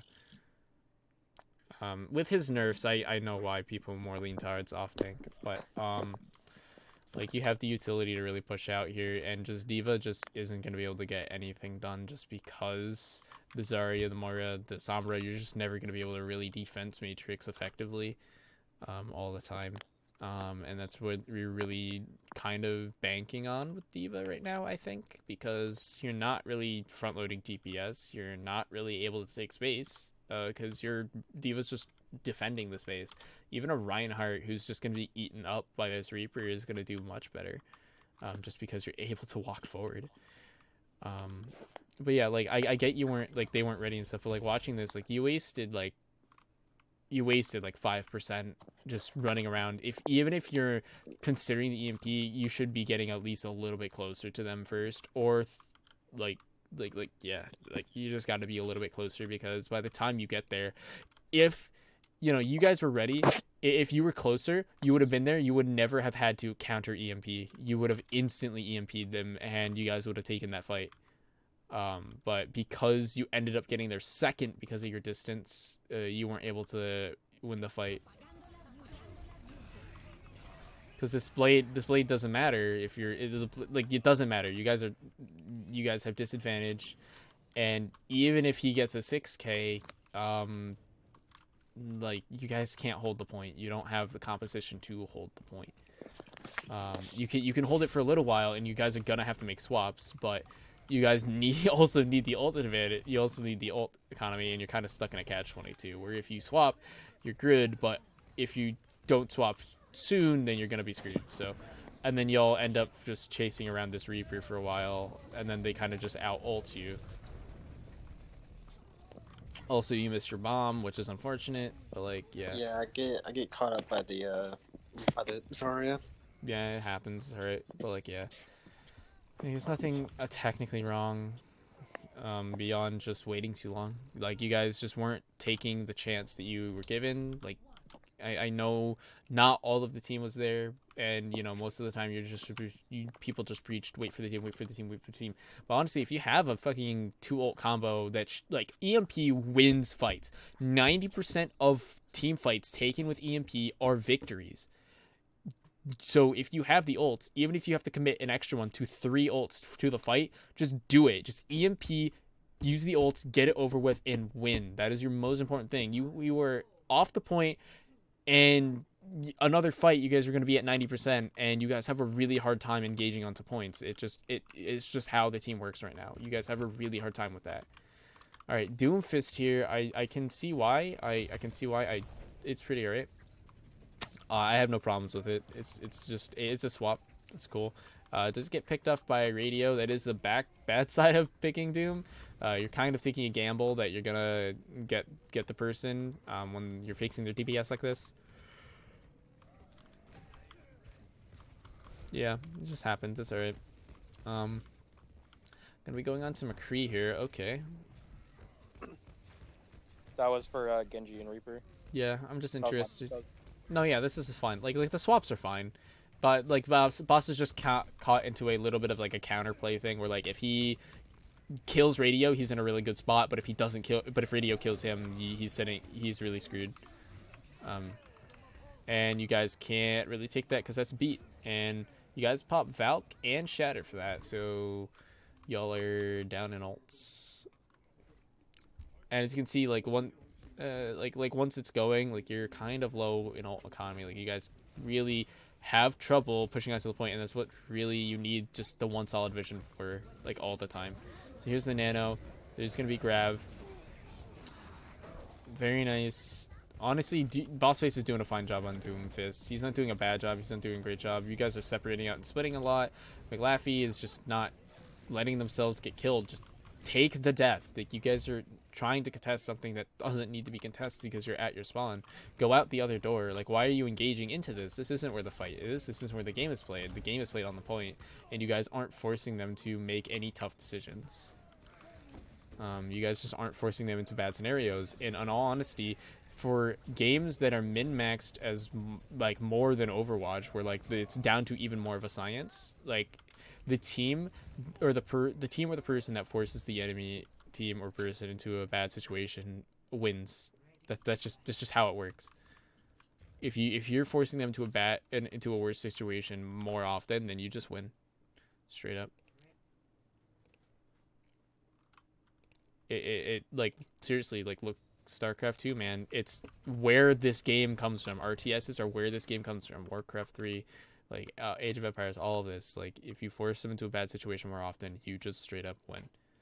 Well, that's for any game, not necessarily just RTS games. No, I'm just saying, but like that's where MOBAs come from. And if you look in MOBA, if you force an enemy into a bad situation more times, they're like, if you're making them make more tough decisions, then you're going to usually, like, you're really gonna succeed more often. The only exceptions to this are really just like when there's exceptional feats of skill displayed. Those are really the only times that these feats are really like that. But in all honesty, between two even teams, if you're forcing them into more situations they don't like, then you're gonna be so much better off. Unfortunate Sriracha got picked. I'm not really watching gameplay as much anymore, as closely, just because I've kind of beat it to death. 2 split.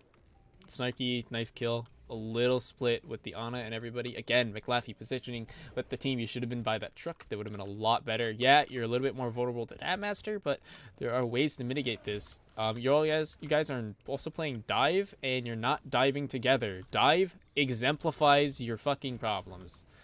It just makes them more right evident. There, I call, if we go back a little bit, Yeah, you call the widow. I call us to go right side, and Yeah. I say we need to go dive the widow. Guppy goes in for the tanks, but I continue with what I was gonna say, dive widow, and that's when we get the widow finally. Yeah. And look, that's just your tanks need to work together. And if you made a good call like that, great. Like that was a good call. That was the right call. She's doing a lot of work. But you guys yeah.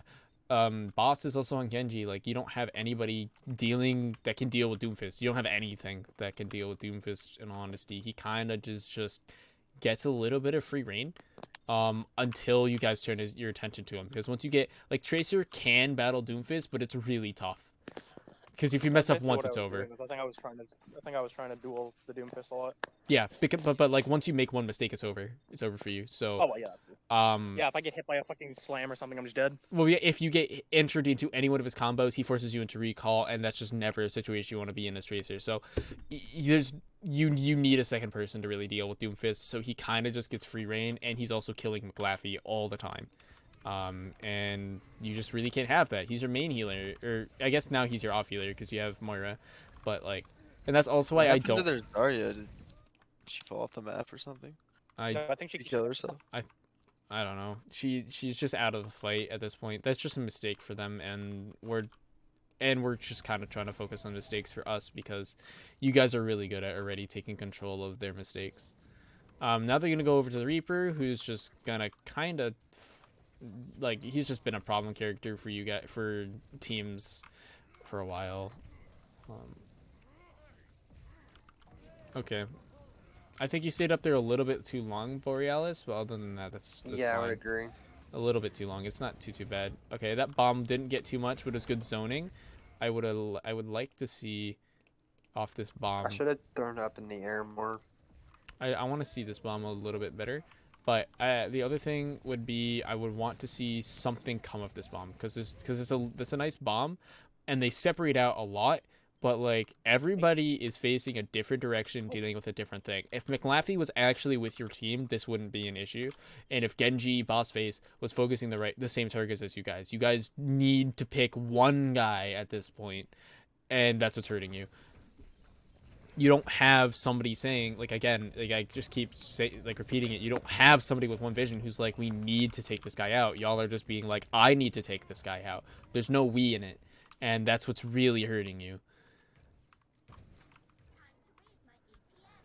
So you guys have ult advantage actually because you have them sooner. So that's a really nice opening pick. Nice job, Alex. Really nice job. This Winston should be dead, but you finally confirm it. And then you peel back for a Reaper, and this is kind of the point where I'm like, that's a lot of people for one guy, and you kind of just gave up the entire space that you just created. You guys entirely gave that up. And you also lined yourself up really well for that Genji to take advantage. You cleaned it up in the end here, but you guys really did give up all that space, and that's really unfortunate that you did it for one Reaper just because you don't really have the people to deal with them. It was a nice focus though, very nice focus. Oh, nice job actually countering that blade. That was really nice. Unfortunate McLaughlin died, but yeah, and then you guys battle left point for too long and then get booped off, which is okay. It happens. At least Snarky doesn't have to be as on his toes about the Reaper, so that's a plus. So you can have some sort of counterplay there. But you guys aren't really able to push the point. Again, why are you fighting where they are? Sun Tzu, Art of War, don't fight the enemy where they are. You fight them where you want to fight them. Fight them where they aren't. They aren't on point. Go to the point. The objective is the point. If anybody's ever seen Ender's Game, fucking just look, when time is low, don't focus on fighting an enemy. Your job is literally to say, fuck the enemy, I'm playing the objective, and that's all you should do when time is low. All right, so that's literally everything. I have screen shared it all. I'm gonna now swap to just game capture there. That's everything. So are we good? Does that make sense? Anybody want me to brush over anything real quick or no? Yeah, just one last thing. Mm-hmm. Is there anything you can think of my Genji specifically, other than what we talked about on Hollywood, by like not really overextending, but like getting greedy and Like, well, that is in all honesty overextending, because anytime you're distancing yourself from your team, that's what you're doing. You're just overextending. So yeah, that's fair. No, that's mostly it. Mechanically, I'm not the best person to talk about Genji, because as much as I try to play every character, I can't play them all at the same level, and I can't learn him enough to know and tell you what the mechanics are. I can try to find people for that for you, but otherwise I really can't. Also, just curious, you were, fuck. I forgot what I was gonna say. All good. Yeah. Should you get your mic Good, figured good out, talk, buddy? guys. Good talk. Yeah. Good talk. All right. Well, there you go. If you have any questions or anything, I'll answer it. I'm not gonna make a giant ass note of this because I'm kind of over everything, and this honestly really covers everything that was in the fucked up maps that I never got to cast. It really does capture everything. Because you guys made the comp adaptation that works really well. And you guys started to make the synergy for like choosing different people, so it works really well. In honesty, Quick question. yeah, go for it. Where do you think I should try to, where do you think I should try to focus on, in my comp, since I am still pretty low, but I know I'm technically higher. Borealis, what are you?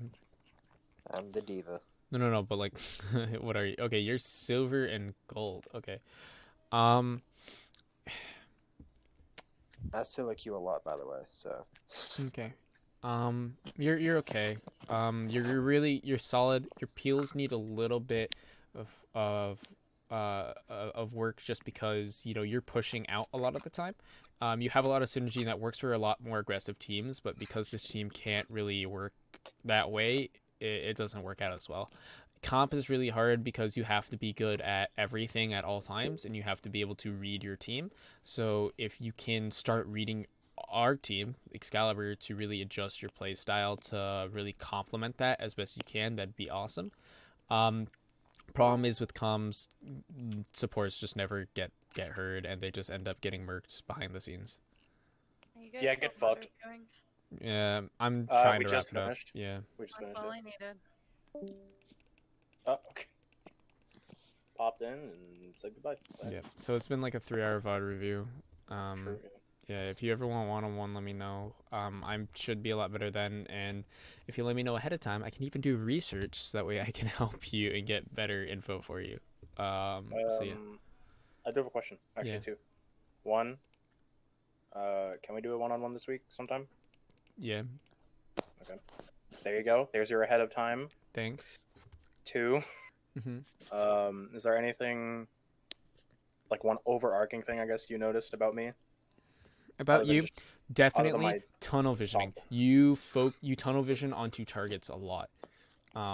You definitely, like, especially on the Hollywood map, you were really getting tilted at them. Because you told me. But in Covert, but in all honesty, Covert's job was not to beat you. It happened that because he had the support with him, he was beating you. But in the clear fight, he never was.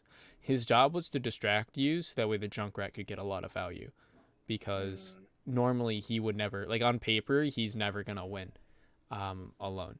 So they decided to dedicate their time to doing that, and every fight was honestly down to radio.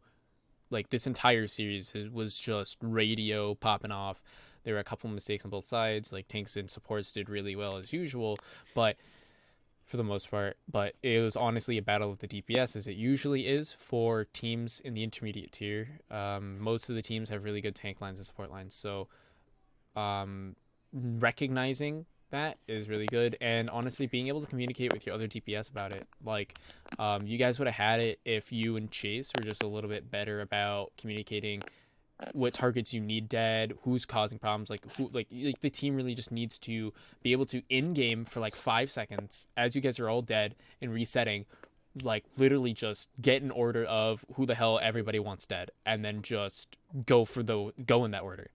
And that would help you guys so much, because like I'm guess like 4 people would have said Junkrat, 2 people would have said Ash. So you know, you would have had 4 people going after radio, like who want radio dead, so he needs to die first, and then you can focus on the Ash. Last question. Who do you think I should main tank with? Or who do you think should be my main tank? Because Poke is really been yeah. Who? Guppy? Lucid is a great off tank. He's not that good of a main tank because he's just so aggressive. And even then, as an off tank, you saw it, he's really too aggressive and too greedy. It really drags down his play, because I know mechanically he is really good. And, you know, when he's not that greedy, he's really good.